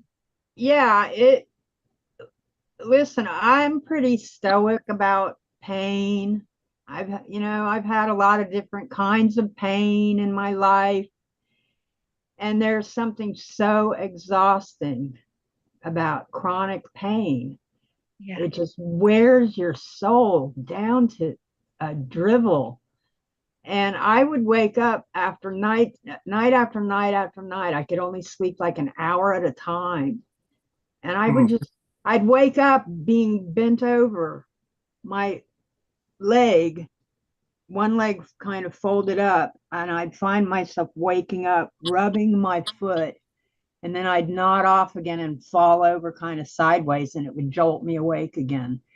And to describe that to a doctor, some doctors get it, some are busy with, it's like, that's not my specialty. kind of deal. And I can understand that as a medical person. I can understand that, okay, I'm doing what I can for you on a vascular level. You really need to see a different kind of doctor for your pain. And so I'm awaiting another procedure with Dr. Lee on May 17th. So I know about the waiting period, but I'm kind of like a veteran at this now. I know how the office works. They call you up and say, okay, your appointment's on this date, your procedure's on this date. We'll call you 2 days before and tell you what time. So that's how that office runs. It's kind of annoying because it's like, all right, I have 2 days to figure out how I'm going to, get there, what time, and who's going to take me, who's going to pick me up. I live alone. So those are considerations that can be anxiety causing too. But I always come back to my breath. It's like, in the big scheme of things, and I'll tell you the truth, I learned about breathing through dementia caregiving, years and years of it, and having a heart attack, is that I would start getting anxious and riled, and then I could feel my heartbeat in my chest. And I'd be like, oh man, I got to calm down. So I kind of intuitively tuned into my breathing. And I found that when I would slow my breath and exhale slower than I inhale, and calm my body and smile, because even smiling when you don't feel like it changes your brain chemistry, happy hormones, happy brain chemicals. And so I learned this little trick of that, okay, I found a kind of a way to calm down. And that's why I teach Tai Chi and Qigong even. It's a way of, because honestly, walking can get tiring for me and I have to push through my pain. And so as I was talking about earlier when Mike was on about resilience, is kind of like an on-off thing, because you can't keep going and going and going and telling yourself, I'm going to drive myself, I'm going to walk, I'm going to walk, I'm going to walk. Because it's like, quit beating yourself up. Why not? Well, because it drains. I do. It makes you like, it's like, whoa, I can't do that anymore. And I turn it off. I shut down. Well, but you can. I mean, maybe that's the issue you need to really deal with. Well, what I've found is that if I take a breather, even from, take a breath and then keep walking through it, or even do something different for a little while, like go do some Qigong. I'm moving, I'm focusing my mind on my blood flow. Where is my blood flowing? It's flowing down to my toes. I can feel it in my feet. And believe me, the power of our mind is more than we even can begin to imagine. Mm-hmm. And where our focus goes, energy flows. I can see Nancy shaking her head, because I think that what you just said about your toes, Nancy knows exactly how that feels, don't you, Nancy? You're muted. Nancy, you have to, there you go. So I've been going to doctors for 4 years, and they've tried everything, and nobody knew anything about PAD. And the last doctor that I saw, highly recommended by one of my podiatrists, in the middle of the procedure, he ripped the angioplasty out, and he said on a Friday evening, like late in the afternoon, he said, there's nothing I can do. You're totally blocked. You're going to have your foot amputated, then probably your leg to the knee, and then you probably will die in about 2 years. And the nurse went out to the waiting room where my daughter was. Kim knows her, and you guys know her, and told her the same thing, not the doctor, but the nurse. And she is a nurse, and rarely does a nurse supposed to tell you your mother's going to die like at 4:30 on a Friday afternoon. Anyway, so she got hold of Kim, searched on the internet and found Kim, and found a doctor that we saw who redid the angioplasty because he wanted to see for himself. And instead of being negative when he told me there was nothing he could do. And he called us. He talked to us on the phone. He's over an hour away from our house, and he knows it's hard for us to drive all the way out there.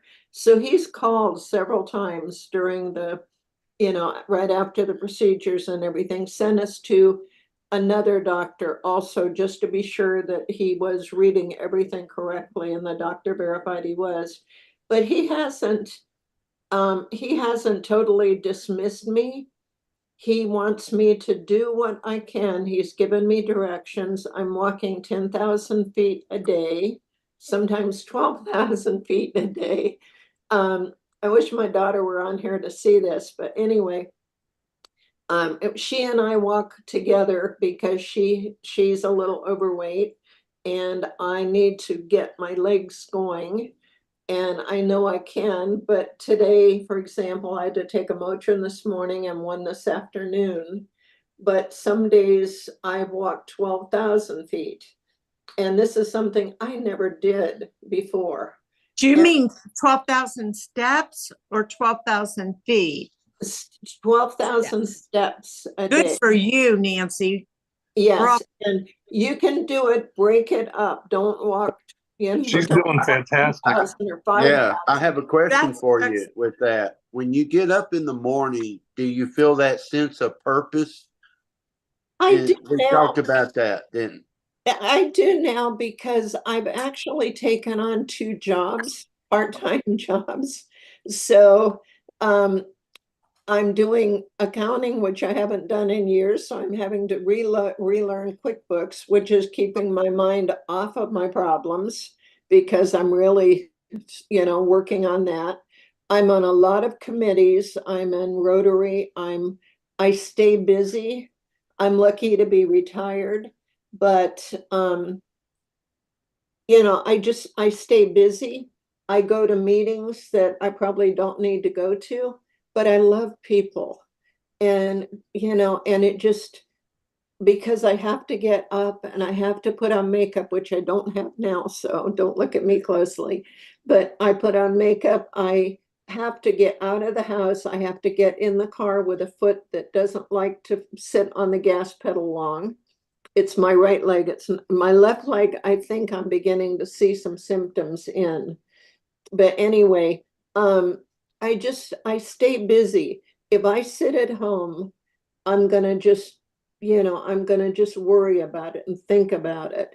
And I have to look back on my life and say, I'm grateful for everything that's done. I've got 2 great children. I have a great house, and 2 birds to keep me company. And, you have to keep on going, but get out. Even if and you don't have to walk out, but if you can get in a car and just go somewhere. The other day, for the first time in months, I actually walked through Sam's Club. It's a kind of a grocery store, if you all don't know, like Costco. I actually walked, and when I walked in, you don't think that people notice you, but I walked in, and the gal that watches the carts up front, she looked at me as I walked past her and said hello, and she goes, "You're not going to take a cart today?" And I thought, wow, I don't know her that well, but she saw me. And, it's just the little things that make you think life is good. Yeah. So you got to stay positive, and you got to get out and see people and do things, and, go to work if you can. Just, make the best of it. It's so amazing because, I've been with you since the beginning of that journey, from that Friday night at it was late. I was in London. Yes. And I ended up with the call on the Leg Saver hotline, and it was your daughter. And I was able to get a hold of Dr. Kirk Minkus out of Arizona and say, hey, can you get on the phone with her? And was, I'm sure he was able to give you immediate hope, at least a little glimpse of it, right? But I'm sure that weekend, and what doctors don't understand, to leave you on the weekend at 4:30, 5 o'clock at night on a weekend, with that type of message, I mean, even with the glimpse of hope that we provided, I'm sure that it was a long weekend. It was for my daughter. I'm 77 and I'm thinking, my time is up. Okay, I'll deal with it. But my daughter, who called you in a panic, my daughter was just beyond desperation. So, But you also have you've made such so many changes in your life. And I'm curious, before you started realizing, you didn't know that walking was the best medicine, and it was painful to walk. You didn't want to walk. You weren't still painful. Really pushing yourself.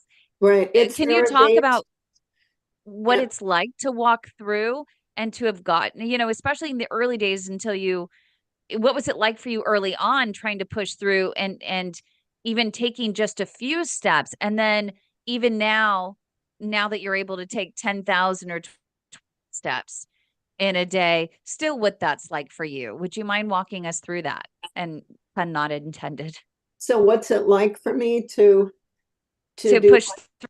I don't think sometimes doctors say push through the pain. They know that it can be possible, but what is it like for you to take that next step and to take that next step beyond that when you know the pain that's going to be there that you're going to endure when you do? And also to see the progression from where you were a long time ago to today. You probably never thought in a million years you'd be able to do 10,000 steps in a day. Never thought I would. What has helped me the most in the doctors handle the medical part. Dr. Minkus is awesome. The other doctor he referred me to was good. I mean, they're honest and they don't walk out on you. They tell you like it is. But what has helped me most, and I'm trying not to cry, is you guys, because I love listening to all of you. You've had what I've got, or you have what I've got, and you talk about you've got to keep going. You've got to make up your mind that you can handle this. And that was kind of hard for me after hearing the doctor tell me I was going to die, and knowing that I could get, I have heart trouble, I have this strokes or whatever. But hearing you all talk about your experiences, I'm not alone anymore. I have you all and Douglas and Alan and Jean and all we've been meeting and have had just some fun talks. It's made the whole difference in my life, because before all I did for 4 years was see doctors and nobody mentioned PAD. Nobody knew what it is. Hey Nancy, I'm gonna make you laugh for a minute. Oh, here, bring it on. Bacon. I was gonna say bacon. You're going there, Alan. He went straight for the bacon. I've got somebody at the door. I've got to run. I'll be back. So Lorraine, join us, Lorraine. She brought that up. Have any of us ever sat somewhere and thought I'm alone? How different it is than to actually be able to meet somebody who understands what it's like at 3 o'clock in the morning, my foot hanging off the bed. That was that trip I had to Cleveland Clinic, then to University of Chicago, and a couple other vasculars before I met the group and Kim. And coming to Chicago to the thing, I was ready to lose my legs. I had joined an amputee group to learn all I could. I started studying prosthetics and everything until I got brave enough to look for a support group. And Kim was on the phone 10 minutes later, and I had some hope. Even though you did lose part of one leg, you didn't lose the whole thing, right? No, for one. No. But even though you did, don't you feel so much better? Because some doctors say, why delay the inevitable? And they really think it's better for the patient. Said. Right. And I'm curious, was it worth delaying the inevitable? Was it worth delaying the inevitable? Losing a leg is you've heard this from Raven. You've heard this from Dawn. You've heard this from sunshine probably, that when you lose a leg, it's a death in a way. Yep. It is losing a part of yourself. You're losing your mobility, your freedom, your hope for life. I remember the night before surgery, sitting in that Chicago hospital in a room by myself, and Kate couldn't be there. And being so scared. And when Mike mentioned being that gazelle, and I vasovagaled, and my body went completely limp. Everything went white. I could still see everything. I was still coherent to things around me. I could not move. And I laid there for about 10 minutes. I couldn't even push the button. And the nurse walked in. Thank God she was probably a 65-year-old nurse, and she took care of me every night she was there. And we got to be good friends. And she walked in, and they thought I had a stroke right off the bat. And it was just from straight fear. I could not. Finally, my hand came back, and I squeezed her hand. And I think they figured out what was going on. That it's just that I don't know how to explain it. Just that was the scariest moment in my life. I've had accidents, I've had open heart bypass, I've had this, but that was the scariest moment of my life, is trying to get through that feeling of this could kill me because of the I see you shaking your head. Levels, the toxicity levels in my bloodstream, the fear of losing that leg when I already lost my toes on the other side. So without, and being but I got through it, But you've also shared with me lately your right leg. Does that you still think about that also, because you have issues with your right leg? Does your brain go to that part where it says, well, I lost my left leg because of this, I'm gonna go ahead and lose my right leg also? Doug, I've called you several times with just my prosthetic and getting so angry and lashing out at people, Katie, my wife, people at work. I don't know why. I can't answer it. I got the prosthetic, and for some reason I got so just angry. I was mean. And I think finally you said, and my prosthetic guy said, you need to call your therapist. There's something really going on here. And so I did. And with the right leg, it's like I said, below knee's good, but there's a lot of calcification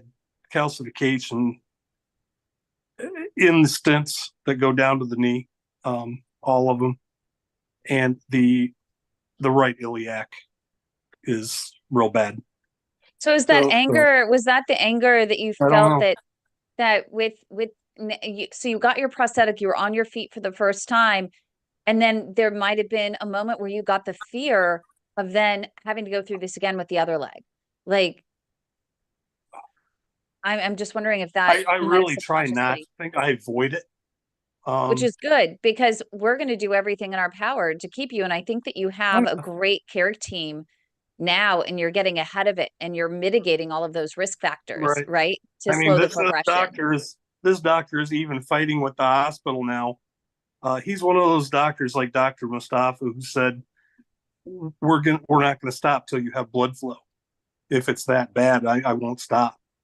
And to hear that and ask him the questions, he immediately offered his hand when he walked in for handshake, which is a big deal to me. When he asked to see my feet, the feeling of, I think I always carry a stress about the right leg.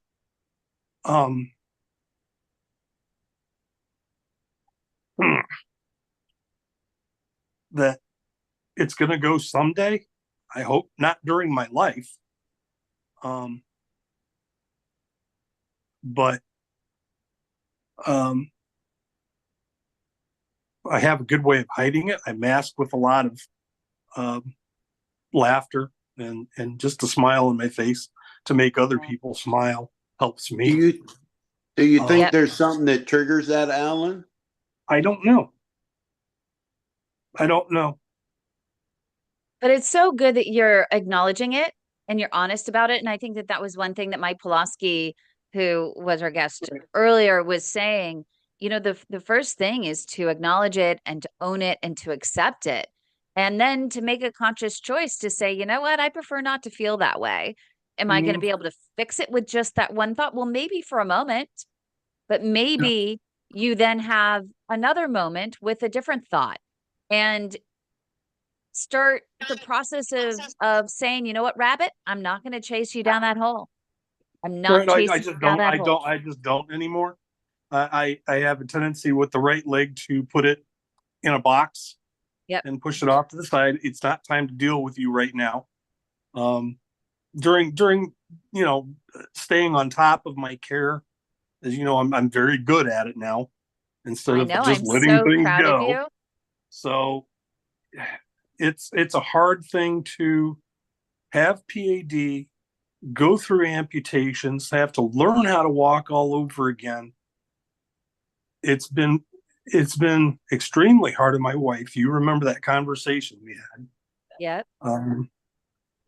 But even doctors don't realize those conversations that end up happening. And they sometimes don't realize that the conversations that need to happen before a situation like that. And I feel blessed that you trusted me to be a part of that process. Well, it was easier for you to explain it to my wife after the doctor talked to you than explain it to me, having Katie on the phone,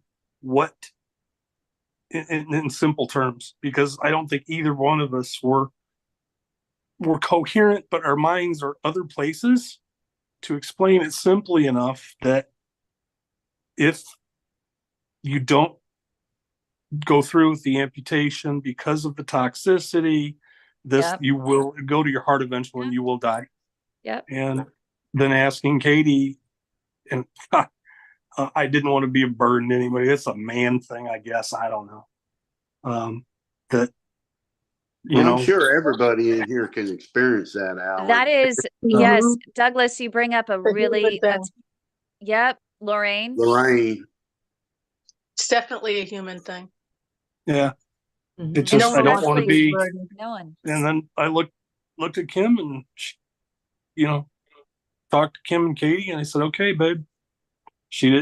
My wife said, you're more than your legs. So. Yep. And that's having that somebody there with us. Because how many in a group can remember those moments sitting in front of those doctors, and this thing is going 1,000 miles an hour, and you're trying to understand or listen to what the doctor is saying and keep up with it. When you start to feel that fear and flight start to hit you, how about our careers? So we're doing our careers, and all of a sudden life changes in an instant, doesn't it? I have a good example. Oh, go ahead.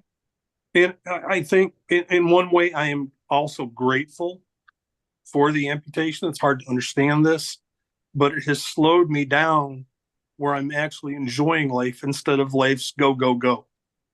And you go through the motions of getting together with family over Christmas, and it's all rushed. And it's like, God damn it, there is a sunset. Yeah. How beautiful is that? How many times have you caught me down at the beach? I love those pictures you send me. You're like, Kim, take a look. Look where I'm at.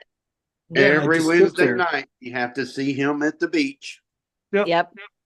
Making everyone jealous. Yep. We all get jealous because Alan's at the beach again. But I wanted to bring up a point because I had a situation where I learned that I was anaphylactic to dairy, which was no fun. I already have asthma, so I've already had, serious situations with my breathing that have had me question whether I would be here 5 minutes later, 10 minutes later. But the one where I ended up learning that I was anaphylactic to dairy was probably the scariest of my life, and probably something that was relatable to what you went through, in a sense that when I realized I couldn't breathe and I couldn't catch my breath in a way that I had never experienced before, asthma is deep down here. This was where I literally, if I wasn't consciously saying breathe in, breathe out, I wasn't breathing. And so it was one thing for me, and I was like, okay, I can handle this. But when my dad came back in with the Benadryl, and the reality hit me that we just lost my mom the month before, and he was then going to lose his daughter because I didn't know what the frick was going on. Because I knew it wasn't an asthma attack, but I didn't know what it was. And I couldn't catch my breath. And I was like more worried about my dad. Like I wasn't worried about losing my life. I was worried about my dad losing, his daughter a month after losing his wife of 52 years. And that caused me to go into literally a panic attack on top of having the issue with breathing already. Oh my Lord. I couldn't even stand up. I mean, I was shaking all over the place. I mean, it was just bad. It took me a while. They got me under control with the EpiPen and, a little oxygen, but to get me settled down from the panic attack took so much longer. And it wasn't because I was scared of me. I was scared of being of my dad and what it would mean to my dad and the people that loved me. So just like you were scared, not for yourself, you're like, you know what? I'll just go. Like there's no life, big deal. there's life after me for my wife, for my children, but I want to be here as long as I can, as long as I'm healthy enough. Yeah. I don't want to suffer. I've seen too many people suffer and their lives are dragged out. And my mom with dementia, my Katie's mom with cancer. It's just, nah, if I get something like that, I've lived a good life. I kind of feel like Nancy, I think, we just think about bacon now, and we smile about it. Kicking and screaming, Alan, kicking and screaming. Right. That was our deal. Yep. And I gotten to know Marie really, really well. We talked on the phone a few times, and I have a better understanding of her and her past, and she has a much better understanding of me. And we try to really keep each other up. And she gets her little negative thoughts going, boy, and I'm on her. Me too. White on Me right, too. I'm like, stop chasing those rabbits. Yep. Didn't Mike say that during the show, how easy it was to get on that train? It's much harder to get on that train than it is to get on I'm positive, I'm going to make a change, I'm going to do this. Because it's so much easier just to jump on the train and say, screw it. Very good. I'm going to tell you, honest, this is, anybody tells anybody beyond us, how many are here? Oh, but you're on YouTube. Just going to tell you again. So shoot. Everybody who I will still deny this. I will tell you that there is only a few reasons why I'm still here, and most would think my kids and grandkids, and nope, that's not why, because there's going to be a time they got to be here without me anyway. One, I made a stupid pact with Bob and Alan, so I got to kick and scream all the way to the grave. But besides that, it is in the group. I have had so many people message me, and I mean, people that nobody knows they message me except for me and that person. And I feel like if I just throw it all in and give up, I'm afraid that some of those that I have talked to will do the same thing. And I cannot let that happen. So I have to keep fighting so that they keep fighting. That and Alan will kick my butt. He will do it. I told you. Oop, I can't say it. What I do. I think my mom will be with God at the pearly gates and kick you back out. Yeah. So I guess that just basically means you have a purpose, is what you want. Yep. Good point, Douglas. Trying to find that silver lining there, Douglas. Stop it. You have a You got a purpose. purpose. So realize every morning you get up, you do have a purpose today. It's so easy to go the other way, but just remember there's a purpose. There is another human being in this world that needs to hear your hope, your inspiration, and your courage. Mm-hmm. There is and God put you here for a reason. I'm gonna say this, but he's got you in this position right now because he's not here to help that person. He put you in charge of that. Well, I think he could have found another way to do it, damn it. No, sorry, because he's also working on you at the same time. You're a really good Num salesman. What is it? Numsit? You're a good salesperson for the Numsit brand. Do you remember me? You would think she should while give me a back? discount on that. I would think so. Do you remember somebody a while back, and you guys would ask me to tell my story, beginning to end?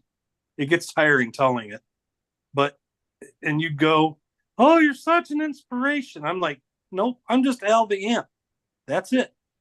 No, that's all I used to say. And then I hated being called an inspiration. I don't know why, or an inspirational story, whatever. But then Douglas, Marie, Kim said, if it's helping other people, then I guess it's okay. Yeah. And I was just getting over myself and loving myself a little bit more to say, if you get something out of it, great, if it helps you. So here's my just counseling. Keep fighting and moving on. You know why we don't want to admit we're an inspiration? Now, this is me, because it makes us accountable and it holds us responsible for our behaviors. Mm-hmm. It's one of those things where if you are an inspiration, then I can't give up. Then I have to keep going even when I don't want to. And I tell this Kim all the time. Think about this. Alan, you affect Marie. Marie, you affect Lorraine. Lorraine, you affect Nancy. Nancy, you affect me. And that's and then Carol affects everybody. Marcia, everybody. So and that's that part where if I want to be a part of the loop, I have to be responsible for that behavior. Did that make sense to y'all? Yep. That's why I don't want to tell my story, or I don't want to be an inspiration, because then I have to be responsible for my behavior today. Yeah. And so Marie, each of you plays such an integral role. And Marcia devoting her time on starting this Monday to teach us. She's certified in Qigong and Tai Chi to be able to, she does it for herself and is helping her. But while she's doing it, she's going to be sharing that practice with others and helping others through that. Marie, you know how much you've helped me in so many ways. And that was, with the transition of my mom, and my mom, you and I have that shared situation with her. And you've been, played an integral role. And I don't know what I would do without you. I don't know how I would have been able to process everything, and even still today process things without you. You have, some people, you don't realize the purpose, that you have in this world and the impact that you have in this world, because not everyone is as good at saying it all the time. And sometimes you don't realize it. That's why I love, doing these. And before we were keeping them private, but now you've all opted in to share it publicly. And you should see, if you ever go back to the YouTube, to the comments on the YouTube and seeing people react and how much each one of you, and they'll call out certain people as they're watching it to say, wow, what a story. I can relate to that. You're helping me. Have you looked at my wall on Facebook? I have a comment from a PAD warrior that is pinned at the top of my Facebook page. So every time I go to my page, I see that and I reread it. And I'll tell you what, it's just, she just inspired me so much, made my day so much that I have to, every day I read it. When I go on Facebook, it's the first thing I see. So every morning up there. Yeah. What? Every morning every morning when you get up, Marie, you have to realize you may be in a negative moment, but think about your purpose that day. Your purpose that day is is to do God's work. God's work is to affect somebody else's life.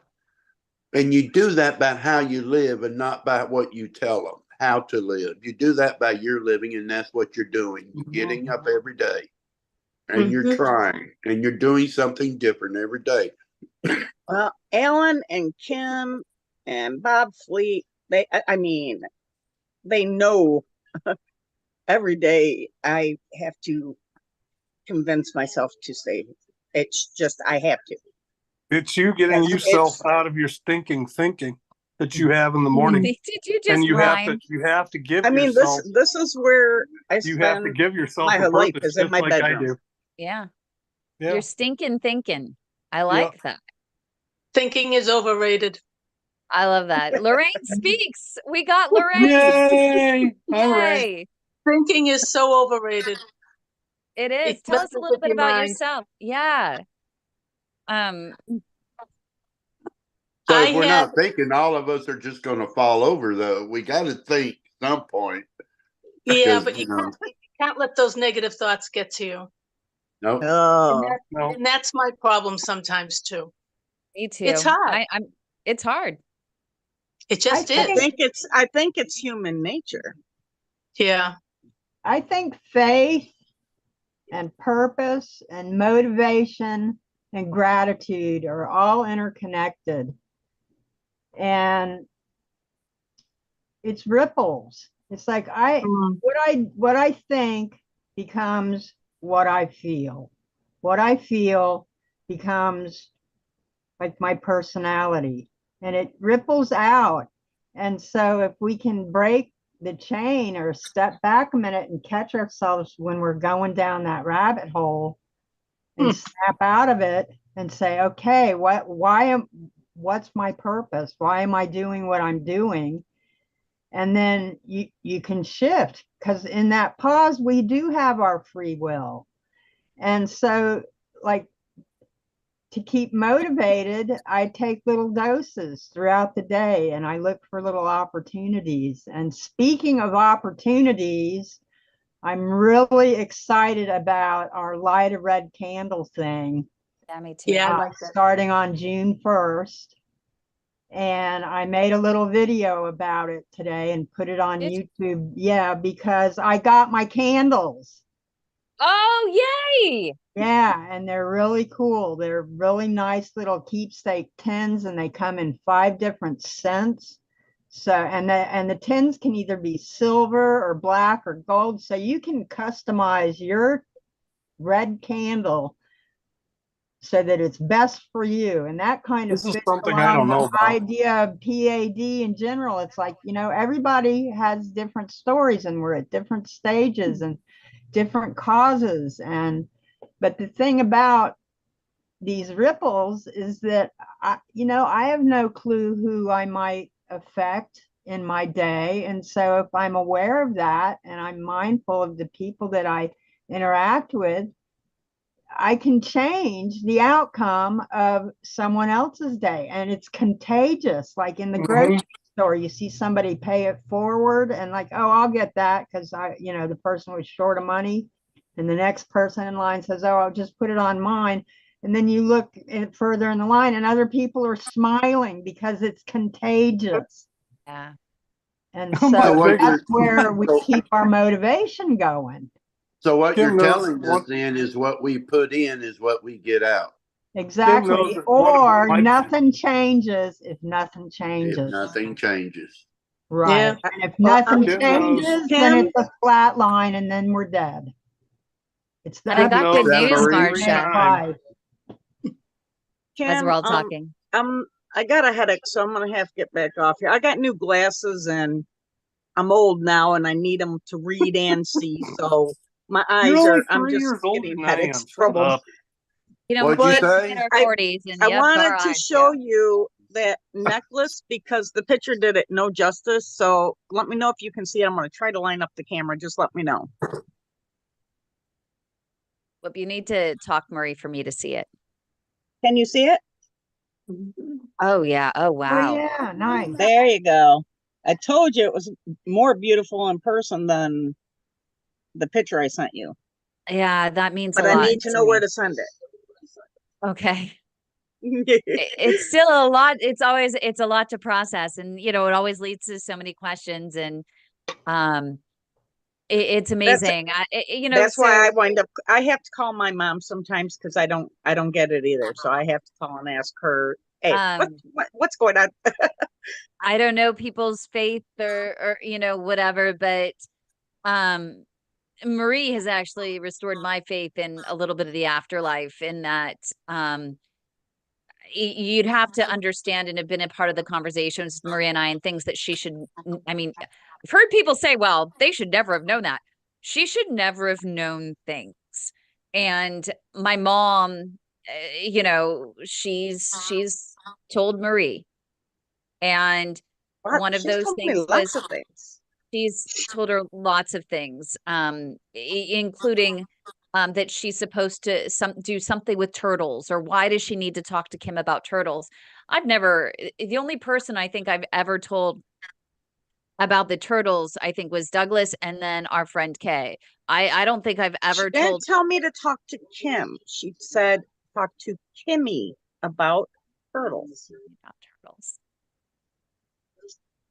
For those who don't know, I inherited something from my mom that it's very fluke when it happens, but people will come and talk to me afterwards. Yeah. And sometimes I don't understand what it all means. Like when people tell me, say turtles to Kimmy. I have no idea what that means, but I know who Kimmy is. So yeah. And So, it's been really special. Yeah, there's that. so if you don't So stay be nice, with us, Alan, because I can haunt you. no. If you That's don't a stay scary with thought us and too. stay, if you don't stay with us and stay positive, Marie, how's he going to get that message to us? She's all right. She's gonna No, get them. She's got to you stop have to doubting be herself here. first. You have to be here to Yeah. receive that message and pass it on. No, I That's how don't. that works. She has to stop doubting what she's hearing. Yeah, that too. But I love that she's, coming to you and talking to you, and we bond, on a very different level. And so it's very, very special to me, my dear friend. So thank you, seriously, Absolutely, from the hon. bottom of my heart. It means the world to me. My mom and I, It's best friends, just, she was my world. it's I just, get the it's calls not from even Kim something I ever. when her laundry's going What down did the you tubes.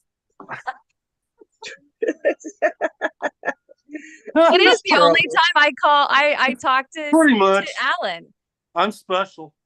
It's only when my no joke, when my laundry is going down the tubes and something is not working right. Yep. That's funny. Okay, I'm gonna get off here and take a Thank couple you, more Marie. Tylenol. Absolutely. You feel better, and I appreciate Thank you. you.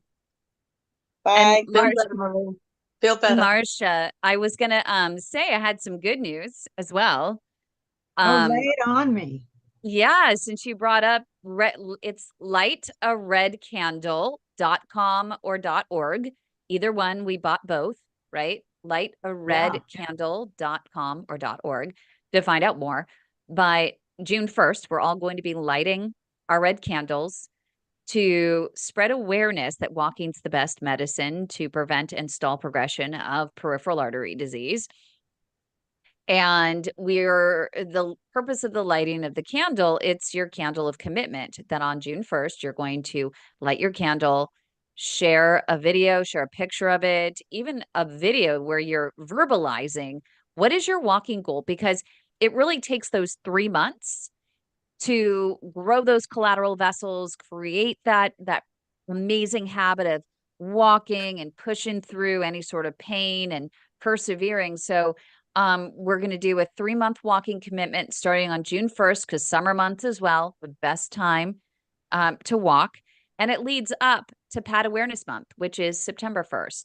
But I was talking to Kristen with Reflow Medical, which is a newer medical device company, and they're taking on the challenge within their own organization, and they have committed to providing a red candle for every single member of their organization. I think it's at more than 100. Oh, And they're all wow. going to light a candle on June 1st.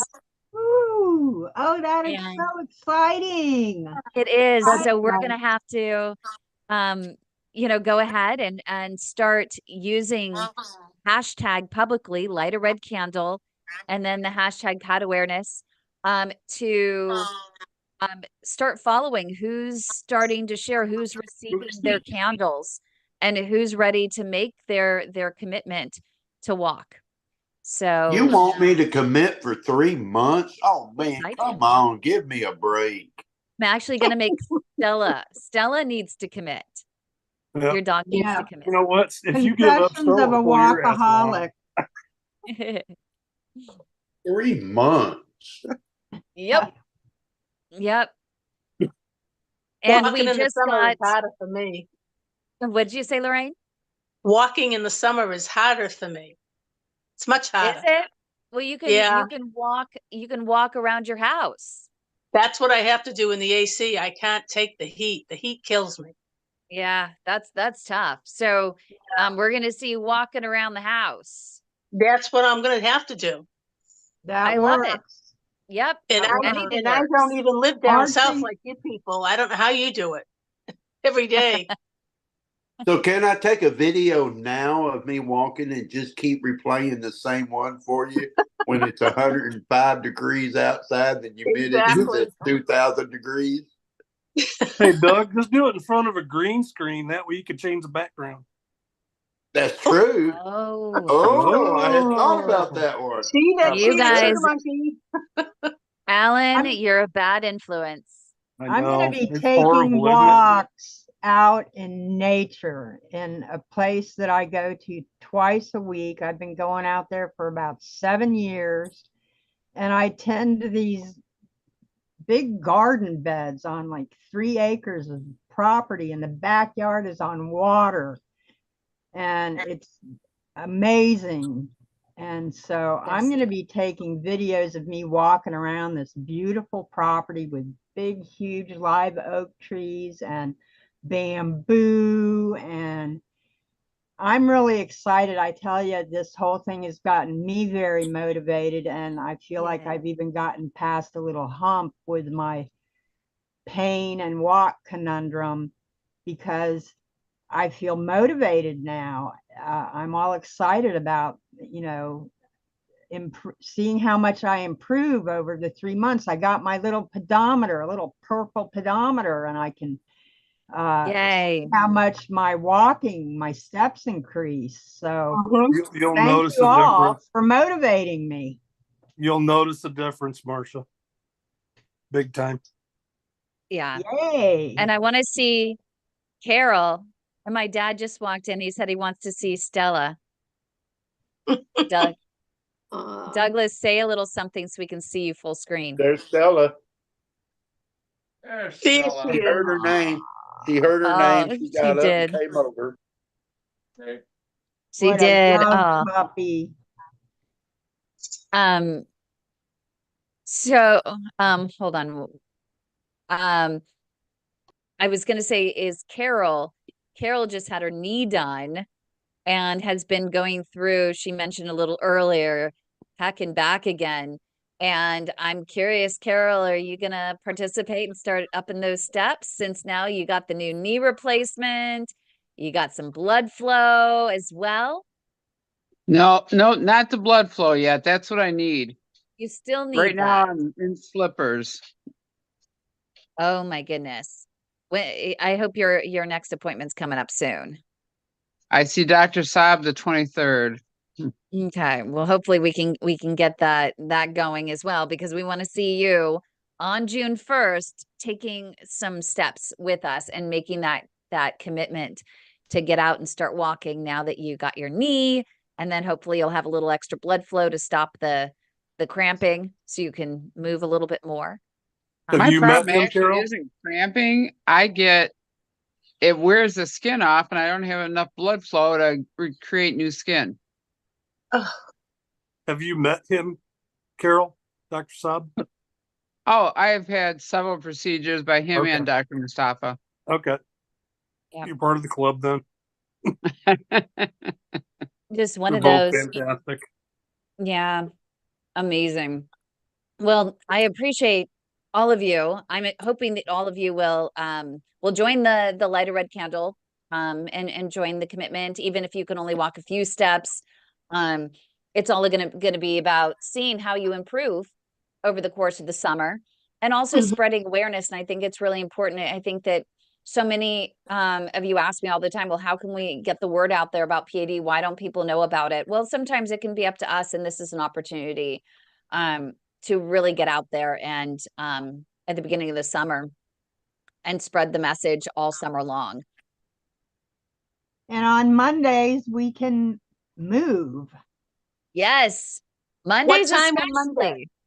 1 p.m. Eastern Daylight Time or Eastern Time. Okay. 1 And we'll be p.m. back here next I'm Wednesday gonna put night, that in my. Central too. Yeah, but I hijacked your time, your personal time together. I thank you guys for letting me, donate, for you guys donating this time slot to do our radio show because, we wanted to make sure to get Mike Pawlawski in, and he was only available today. And I thought he'd be a real inspiration during Mental Health Awareness Month. And I think he was, and especially knowing that he also has family with PAD and he's had to overcome, health challenges as well. So he really does understand, how to push through the pain and to take that one next step because he had to do that with his lungs, the same as you're having to do with your legs. And so I'm hoping that he had an impact and you found a little bit of inspiration